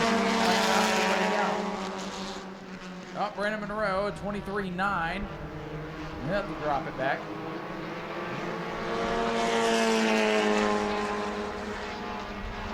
Inside of 10 to go here for the Bomber A's, and some 5 miles remain. 40 laps done, 10 laps to go for Aaron Foy, last year's track champion. Car. Picking up the pace, 24.1s or below for everybody that time by. Stephen Brown, 24.090. Here's the thing to think about. These drivers trying to make it on the top 30, trying to get on floor racing. They are trying to get Only 3 of these 4 can make it on floor racing. Stephen Brown broke out again. 23.759. As they continue to do all that, Aaron Foy is scooting away. way. He is. He's got at least 8 or 9 car lengths on everybody now.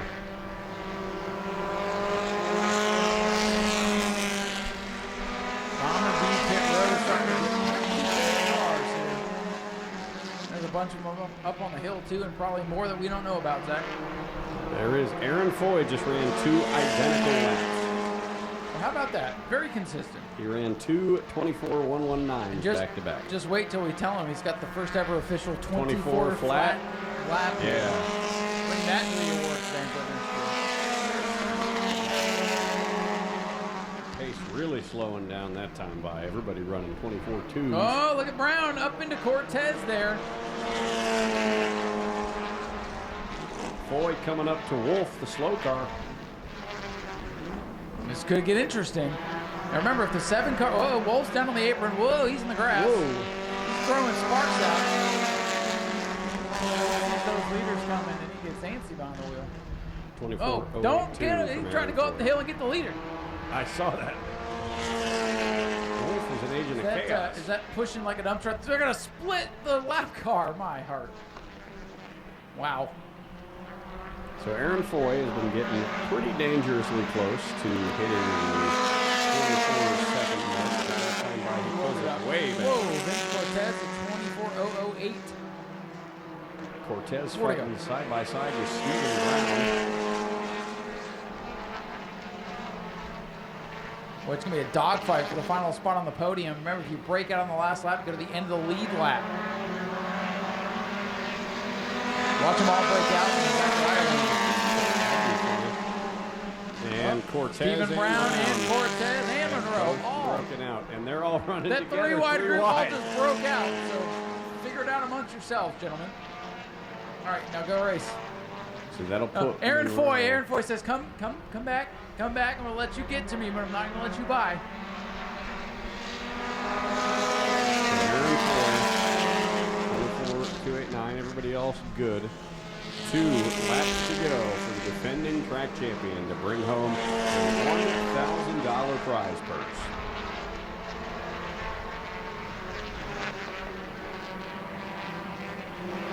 White flag in the air.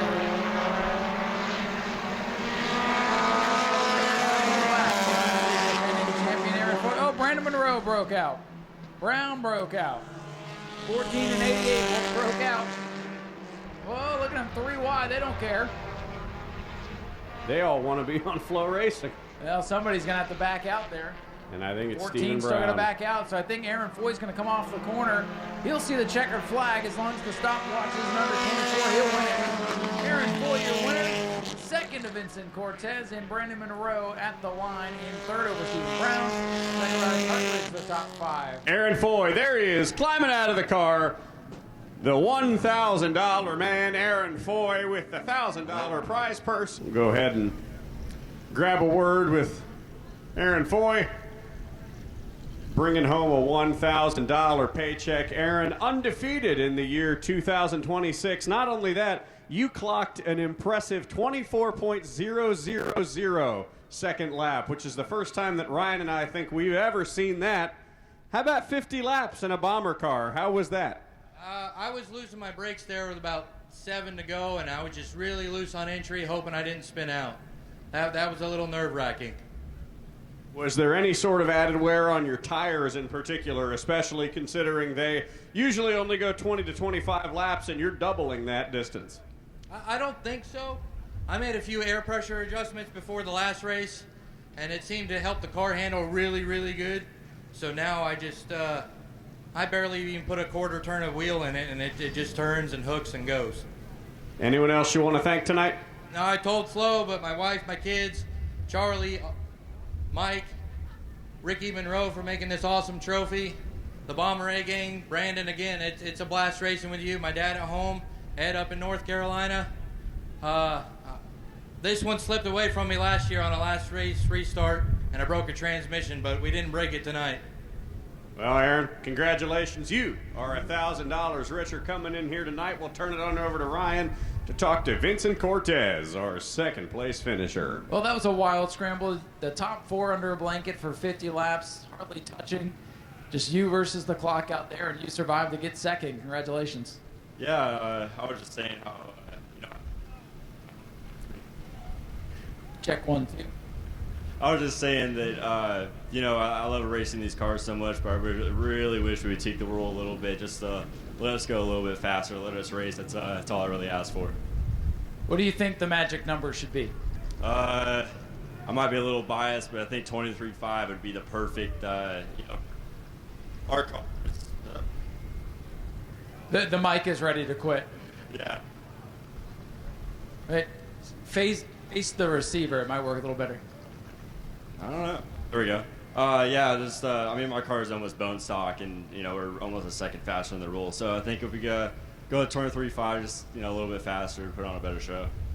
Well, maybe that's something we can look forward to. But good run for you tonight here at the World Series. Do you have any sponsors you want to thank? Yeah, a really quick shout. I'd like to thank Alex and Mikey. They basically put this car back together after we wrecked it a few weeks ago. So I'd like to thank them. I'd like to thank my grandparents, my mom and dad. Help them, Doug's team down there, the Pro Late 35. So thank Eugene for getting me in that. So it's going to be a fun week. It's going to be a long week, but I'm excited to be here. I love it. So you got a long way to go. Congratulations on a great run tonight. Thank you. Vincent Cortez brings it home with a solid second place finish. We'll toss it over to Zach to hear from third, Brandon Monroe. And Brandon Monroe coming home third in that one. When you got 4 guys up there breaking out every single lap, splitting them 3 wide, that's got to be entertaining. It's the 24 seconds that'll get you. It's the most thing out there. Well, a couple places short. Yeah, maybe we got it. There we go. All right. Couple places short of winning the $1,000 prize tonight, but still coming home with a respectable third place. Is there anyone you want to thank tonight? Yeah, my wife, kids are at home watching this. Dustin Higdon, he's the reason I have that car. We built it 2 seasons ago. He helps me out with everything. 2 Fly Signs, Orlando Powder Room, Jeepers Den, and the company I work for, Advance. Well, congratulations on a fantastic third place, Brandon. We will turn it back on over topside for the one final event of the night, the 50 lap Bomber B feature event.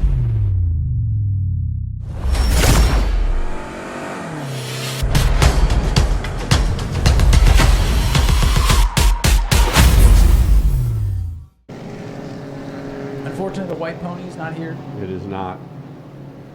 The little Mustang that used to come out here and win races sometimes against the big old V8s.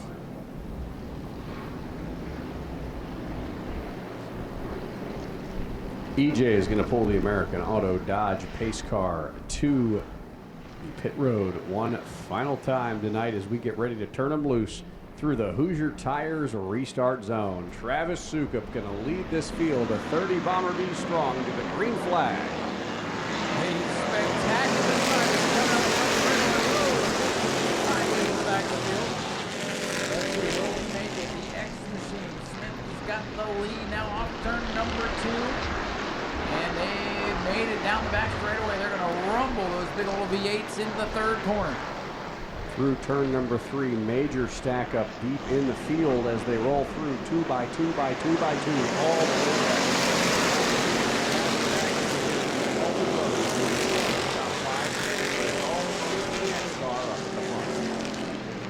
Good clean start. Bridge clouds with the white 63 car. Look at this gaggle of cars going into turn number 3. They've got Zach Curtis, I believe, pinned up on the high side right now with really nowhere to go.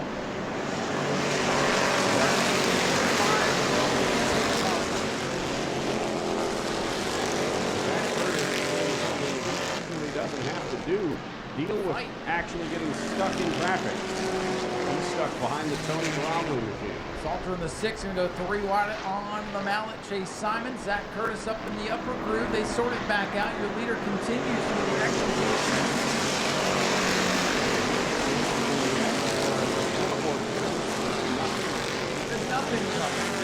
Leading the field is Rick Klauser in the 63 Bromley. right behind him. Tony Bromley Whoa! up into the wall. Watch out, he's still wrecking.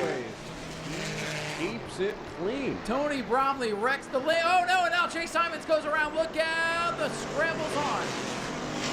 Like the Red Sea, they parted. They lose the whole wheel. No, it's just dirty. It is. Blended in with the asphalt. You're almost about to make me sing the song. Glad I didn't have to make you sing. I know, right? So, we were both wrong. Lap 3. Right rear tire is definitely flat on the 66. They'll need to get the mallet out to get that tire off and get the mallet back in the race. Live pit stop, Bomber V style, going on. Remember when Eddie didn't need his tire? And he just drove away? Yeah. Chase is going to be patient and wait. And here we go. Watching the square down here, making sure nobody hits it.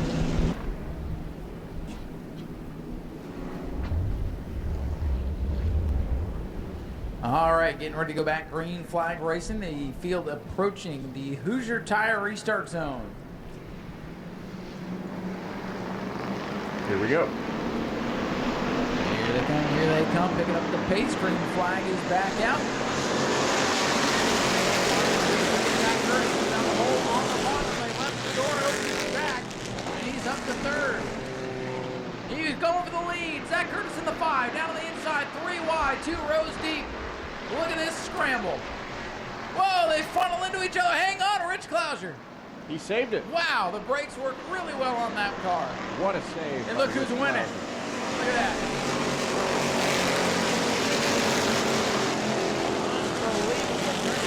Zach Curtis takes the lead on lap 4. It only took him 4 laps to break out of the box.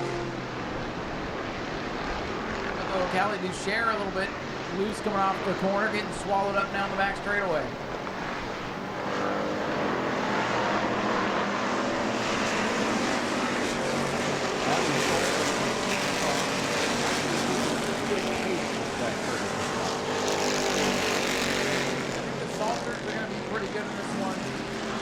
Bromley, I don't know, that car's getting faster now that it hit the wall. It is getting faster now that it hit the wall. He bent something right into the right spot to help it turn, I think. These guys did a whale of a job. They're all over the place. Oh, and as I say that, look out! Boom! Into the wall a ton. And it got... No, that banner is back in place. It did not take down the banner. It hit the 6-hour banner first. That is Ty Ottinger. He just hit a ton. And now we hope he is all right. No, that car's moving. He's moving. Trying. That hit both of our banners. They didn't take either one down. It's now the Sig Sodden Half Academy banner. I'm looking over at Adam Mackey, and I'm like, no, the banner's still there. It didn't count. It hit the 6-hour banner first.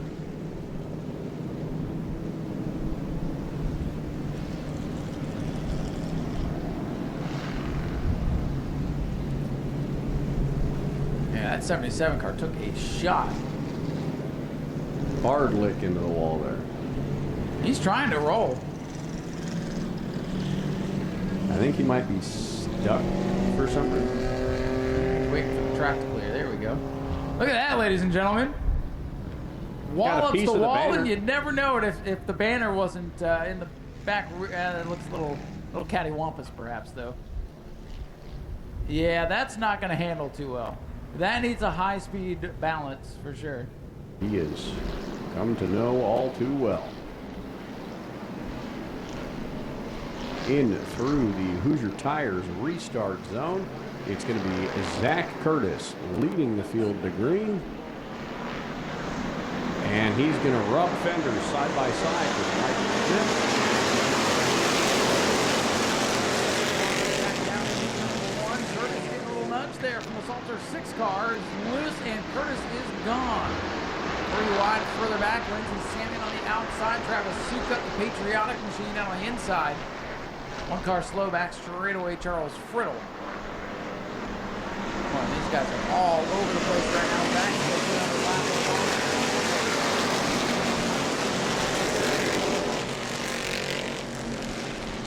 Bromley took the words right out of my mouth, Zach.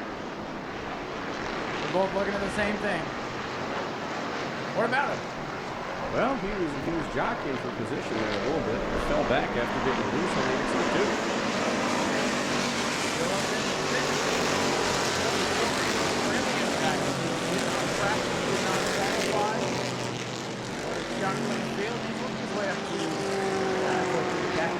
Same with the 85 Moss. Simon struggling, Chuck Rush struggling, Tim Nicholas struggling. Up front, who is not struggling, Zach Curtis is going to take home $2,000 grand prize.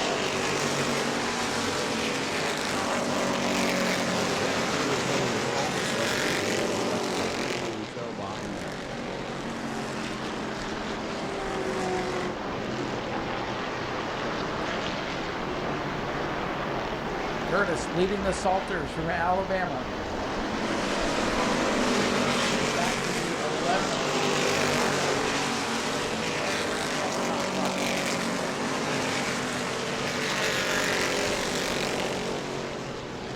Curtis and the Salters will be 5, 6, and 8 on a 3-car breakaway at the front of the field. Tony Bromley now getting around Garano in 3 and 4, trying to take the 4th position.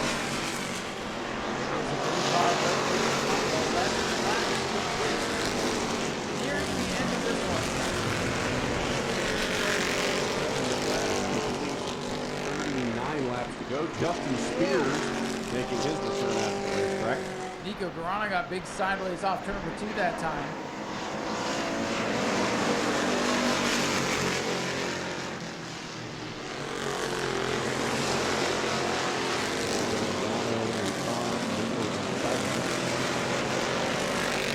A little bit of a rough go at it now, getting passed by the 63 of Rich Cloud.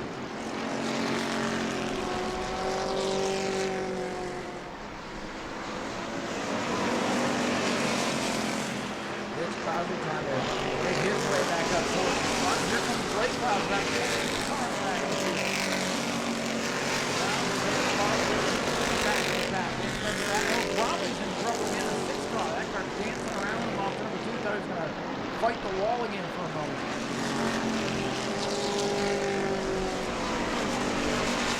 Blake Clouser, you know, he is a wheel man.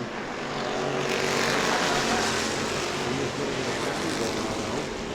And Jack Curtis is now hit back track. Did you know? Blake Clouser won the Sportsman race almost yesterday. He did. Blake Clouser did win the Sportsman race. Seems like an 8. Well, as we close in on tomorrow,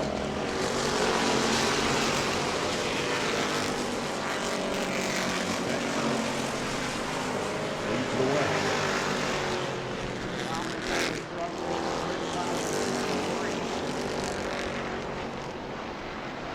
Rich Clouser and Blake Clouser. Nose to tail on the inside of the track, trying to get around Tony Bromley.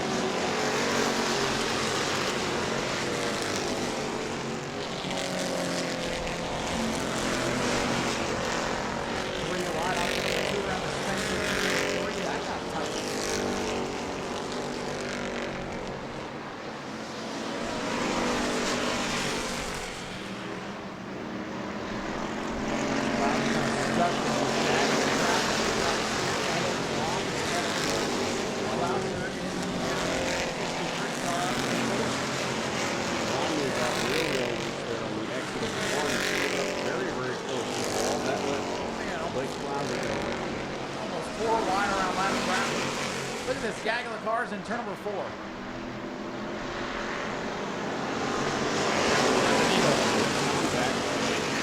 Wide, turn number 1.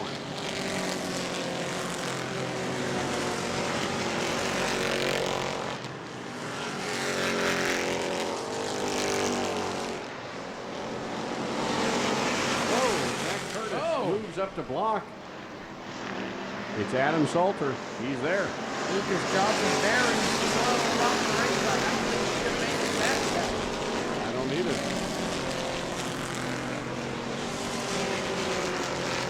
Oh, we got him spinning around. The caution's going to come out anyway. He's going to be standing this backwards. Whoa, don't run over Travis. Whoa, Jason, look out! No! A 49. Jason Scovern comes slamming in there. Lindsey Saman had gone around, and Scovern comes flying in there after the fact, and both cars are trying to move. Buckled in pretty good there after coming together with Lindsey Saman. Here's the spin by Saman up on the big straight. And then you'll see Scovern right about here. There he is. Ouch. That looked like ouch. Well, those are the worst kind of hits, too. We are completing day number 1 here on day 2, so we will see you back a little bit later. Can you believe it? The Bomber Bees get to share the track with the NASCAR Whelen Modified Tour today. Unbelievable. They have graduated. For those who were coming to that race, we will see you later tonight. All the people in the stands are like, maybe if they keep racing, we can stay for the modifieds. That's why all these people are hanging around.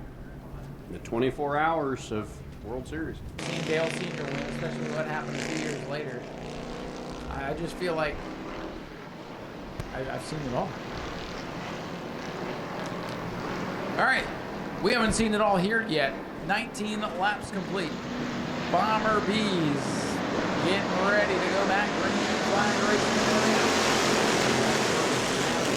Salter's going to get the advantage going into turn 1. He's going to pull down in front of Zach Curtis. What a move by Adam Salter. Oh, doesn't matter. Caution's out. Whoa, they're wrecking Baxter. Oh! And we're wrecking under caution. The other 77 got the 85. Yeah, we're going to pretend it didn't happen because they're both moving. It's fine. It's fine. No harm, no foul. Well, that was something else. What do you think? The Salters have anything for Zach Curtis here? I think so. We saw Adam Salter get around Zach Curtis on speed right before the caution came out. Both cautions happened both times. So I definitely think that he might have something for Zach. Here they come. Green flag back in the air. Good jump.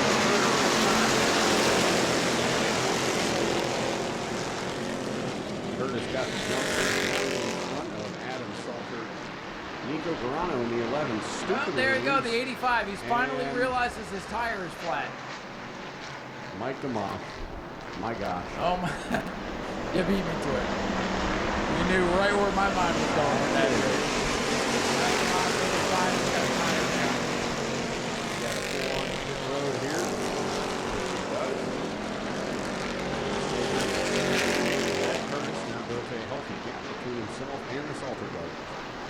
Salter's going to go side by side into the corner.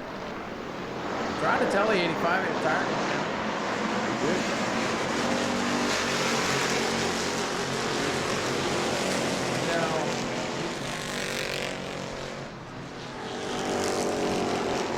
Side by side for a second. Pull away.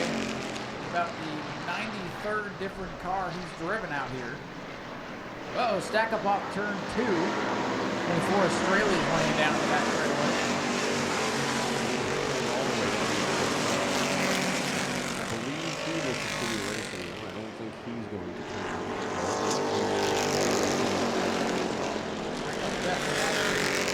Chris Salter now in second position, breaking away from Adam just a little bit, but here comes Rich Klauser putting his name. Trouble. Scovern's in the wall. Still rolling, still rolling. Break this here, I'll push you. Get out of my way. Still rolling. Slowed on the apron. I believe he's just trying to make it all back to pit road. Christian pop up here. Near the halfway point. First, we'll go around the race car. We'll go around Spencer Dean and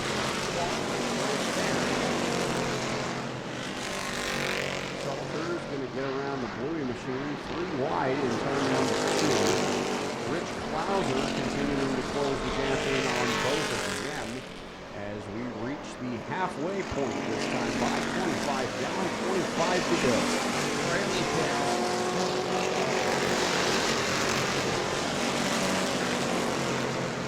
Jason Scovern holding the garage. He is done for the day. Zach Curtis going to get around Kenny Roth's 80. Plus, let's go up.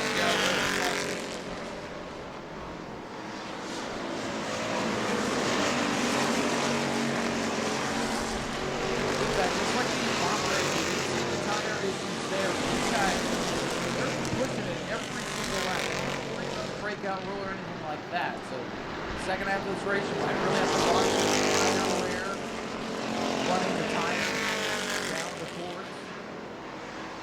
She's going to survive a mile and a half of the bomber. Zach Curtis by about 3 bombers ahead of Chris Salter. They are coming up on the next patch of slower cars.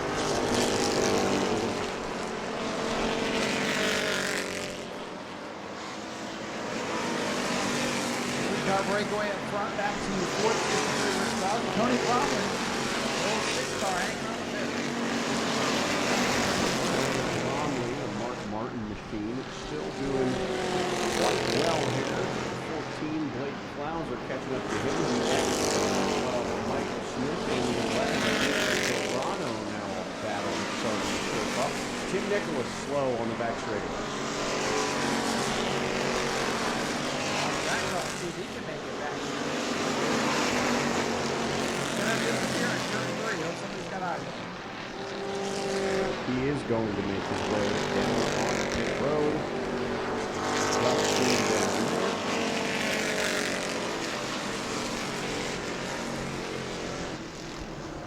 He made it back. Zach Curtis still out in front.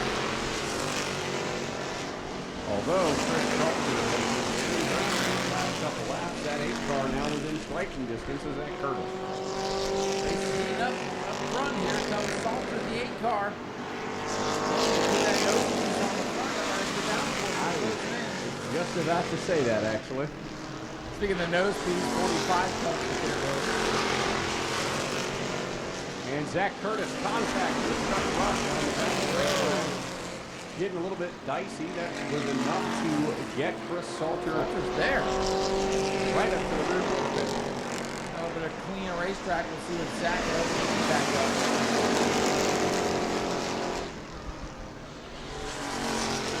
Here comes Salter. 8 car getting a wash off number 2. Alabama looking to add to his career with a World Series win. He looks to the inside as Zach Curtis. Contact with the rear bumper. Oh, trouble around goes the 28. Thought he was headed for my banner for a second. Caution is out. Just again, as the lead battle heats up, the caution comes out. 33 laps complete. I'm going to rearrange the lawn here. Oh, donuts! No, no, no, you have not won the race yet. The crowd goes wild.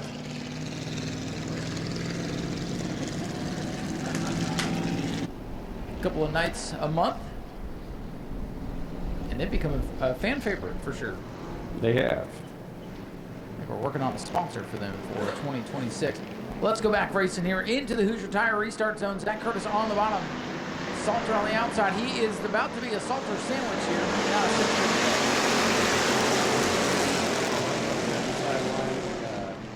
Sandbagging Blake Clouser there a little bit. The number 8 machine, Chris Salter, back up to second. Adam Salter in the 6th. Still falling back. Blake and Rich Clouser, father and son, fighting for the 4th position. Salter's out of Alabama trying to take that team home for $2,000. Here he goes to the bottom. Will he slide up? Boy, both rear ends dancing around. Curtis likes his middle groove, but here comes Salter. 8 car to the lead. Curtis fading fast. And He got a problem. That'll put Chris Salter in the 1st position, and his brother. Oh, look out! Watch the barrels. Curtis to pit road. Problems for Zach Curtis. Look at that. Going right to the garage. He is beside himself right now. Zachary Curtis, the dominant car, all night long. The dominant car has had some kind of problem except for inventory.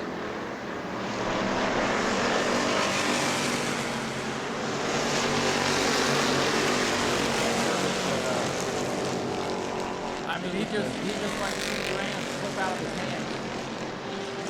Not sure what the pit road speed is there, but I think he exceeded it just a little bit. I think he might. What are you gonna do? DQ him at this point? Leaders are the Salter brothers. Behind them, we got the race. Tony Bromley's been fifth all night. Another attack now from Michael Smith in the X-Car. And where did the mallet come from? Chase Simons is back up into the fray. Chase Simons is back up into the fray. He's made it quietly back into the top 10. Shout out to Callie Ducere in the 23. First time out here. Hanging there with the basketball right in the middle of the back. It is the Oh, look at this, look at this. 3 wide, the mallet. Oh no, Bromley, hang on. He saved it. Keeping it green. He was about to launch.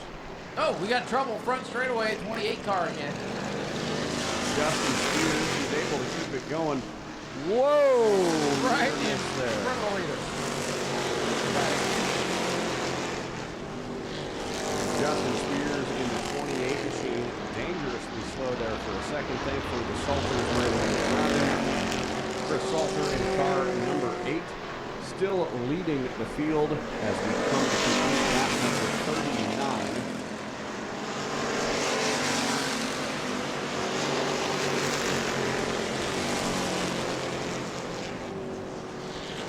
Tony Bromley in the 6, he's been falling back the last couple laps, almost out of the top 10 now. Yeah, he broke that momentum off. Battle for third. Father-son battle. Here's Blake, the son on the bottom, his father on the outside. And here comes Chase Simon. I think Simon's going to get third when this one's all said. I think so. Where? It's not another gear. I mean, where did he come from? 10 laps to go when they hit the stripe for Chris Salter in the number 8 machine. Brother Adam right on his bumper. Boy, these Alabama bits. I heard some rumblings about the Alabama boys, and now I see why. Look, it is looking good. Got a little battle for the lead heating up. Chris and Adam going at it. Adam in the 6 car looking to get up near his brother Chris. Loose. Look at that. He's touching the bottom, but there's a lap car. They got to Whoa. split Kenny Ross. But look at the 6. He's still got momentum. He's not going to have a good angle of entry in 1. Wow. That's $50,000 to win. Does his bomber boy. He doesn't care that's his brother. He was going to dive bomb him. Next lap car they've got is the Bluey machine, the 88 car. No, biscuits. Simons has gotten around Lake Cloud. The Salter brothers half the car separated. This is a good round. I really don't want it to end, Zach. I know we've been here all night, literally, but kind of sad it's winding down. Adam Salter going to get another look there, but couldn't quite make the closing pass there.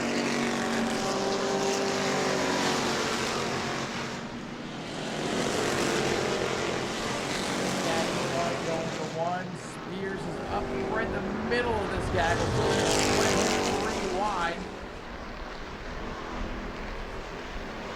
5 laps to go for Alabama's Chris Salter. And they did split the Spears car. Yikes.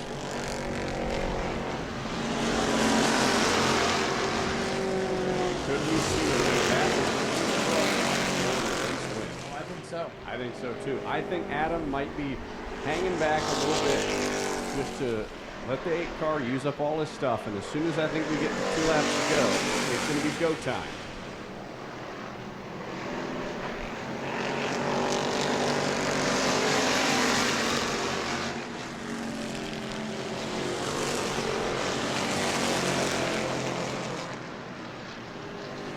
Laps winding down, but battles all over the place right now. 2 and 3 wide. Oh, yellow, yellow. We got the 28 again. I think he hit something this time, Zach. I think so too. So setting us up for a 3-lap dash. green white checker here.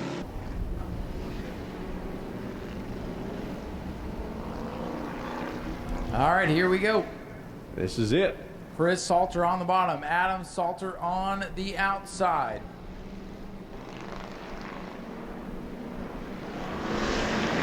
Who's going to win $2,000? We'll find out in 2 miles. Great flames out. Oh, Chase did not get a good restart in the 66. And we are side by side with the brothers Salter. We'll come around for 3 laps to go. Boy, they are door to door at the line, or off the corner, I should say. Here's the 8 cars. Chris Salter There's Rich Plowser. Here he comes. He is hoping they start making contact. He would swoop in and steal $2,000. Here comes the 6, Adam Salter. Look on the inside. Oh, they touch a little bit there. Well, that'd be a fun ride home back to Alabama, huh? You wrecked me for $2,000. Neither one of us got it. How about that? Family Matters 50. Bomber Bees. Cars with, we got 666 running 5th and 6th. White flag on the night, or on the morning, coming out at the line. It's the 8 car. Chris Salter, your leader. Adam is right there in his tire track. What will he do for $2,000 to win? He had the bumper on him there just at the exit of turn 1. I think it's going to come down to if he can get a dive bomb going into closing. 3 and 4, and he's going to take it. He's going to make contact with the back bumper. Oh, he got dives down to the bottom. Here we Coming go. side by side For to the start-finish line. Chris Salter is going to take it home. Adam Salter second. Rich Plowser third. Blake Plowser fourth. Tony Bromley going to come home in 5th. Chase Simons in 6th, and the field comes across the line. They went for it, and they put on a show doing it. Ladies and gentlemen, climbing out of the car, let's hear it for your winner. Chris Salter in car number 8 takes home the $2,000 to win feature event for the Bomber Bees. Sneak on down here, grab a word with our winner.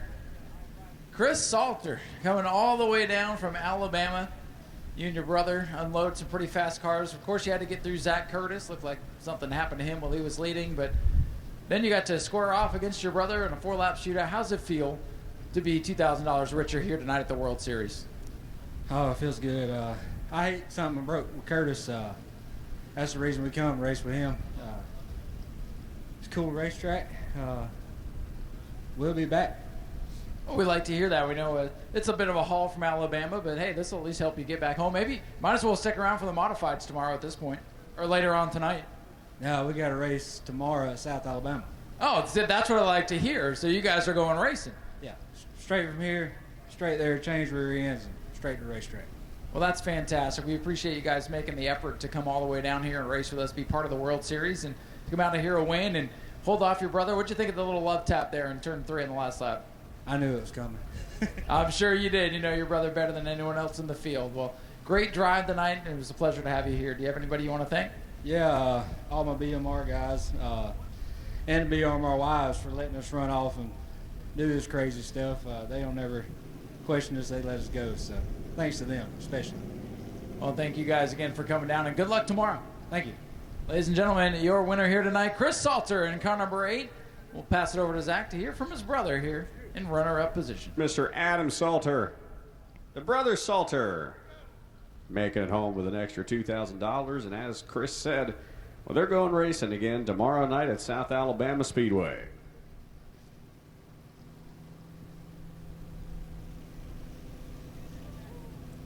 So, Adam, a fantastic run by you there, coming home in 2nd.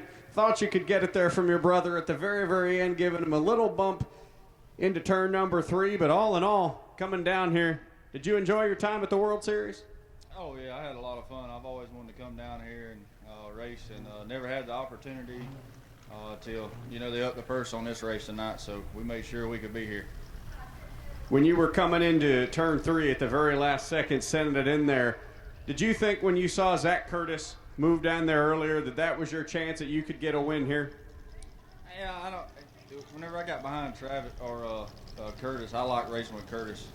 He helps us a lot, but I don't know. I moved around and tried some of his lines, and you know, I found a little bit of speed, and we had that restart, and Chris, my brother, got by me, and I don't know, I looked at his lines and moved around and found something else I thought would work, but I don't know, I gave him a shot going down to the front straightaway on the last lap, and gave him a big shot down there going into 3, and you know, just trying to ruffle his feathers a little bit, but I don't know, I have a lot of fun, and I think this is a nice place that y'all run here, and we'll definitely come back. Anyone else you want to thank tonight? Yeah, all the BMR guys, Justin, Brian, Adam Sowell, my brother Chris, just everybody, Florida Trucks, Salvage, shout out to Jason Lane. So yeah. Congratulations on a fantastic run for you there, Adam. We'll turn it on over to Ryan to talk to Rich Klauser, our final podium finisher. Final interview of the morning coming up here in just a second. Rich Klauser getting a picture with Blake. Little sportsmanship being shown between our winner and third place finisher. We'll sneak in and grab a word with Rich here.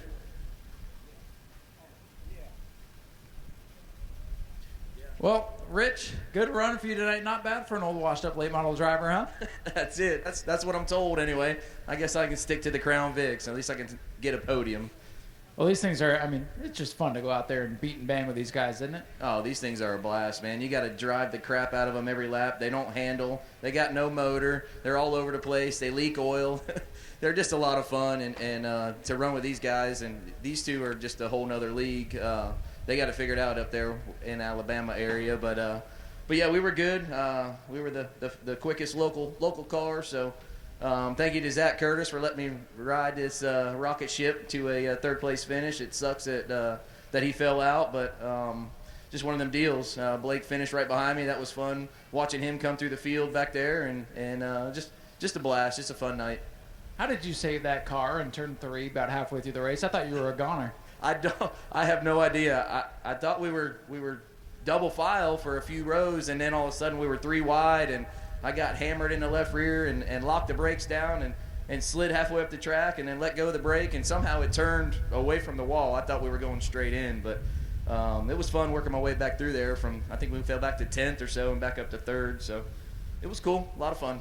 Well, this was not a bad opener for the NASCAR Wheel and Modified Tour later on today. Yes, yeah, this was a good show. Hopefully I know everybody's kind of chilly and everybody's gone, but hopefully everybody had a good show. I think they had a good time. Glad you did too, Rich. Thanks, thank you. Rich Klauser brings home with a solid 3rd place, and Blake was right behind him in his mirror. So we had brothers and then father and son, 1st, 2nd, 3rd, 4th. Pretty fun way to end it. Fun night here. Appreciate everybody coming out. I know most of you in the parking lot or down in the bar getting warm at this point. But thank you all for coming to day number 1. Bleeding into day number 2 of the World Series. We'll be back at it tomorrow at 7:30 for the NASCAR Wheel and Modified Tour 200. We'll see you then. Have a good night, everybody, and get home safe.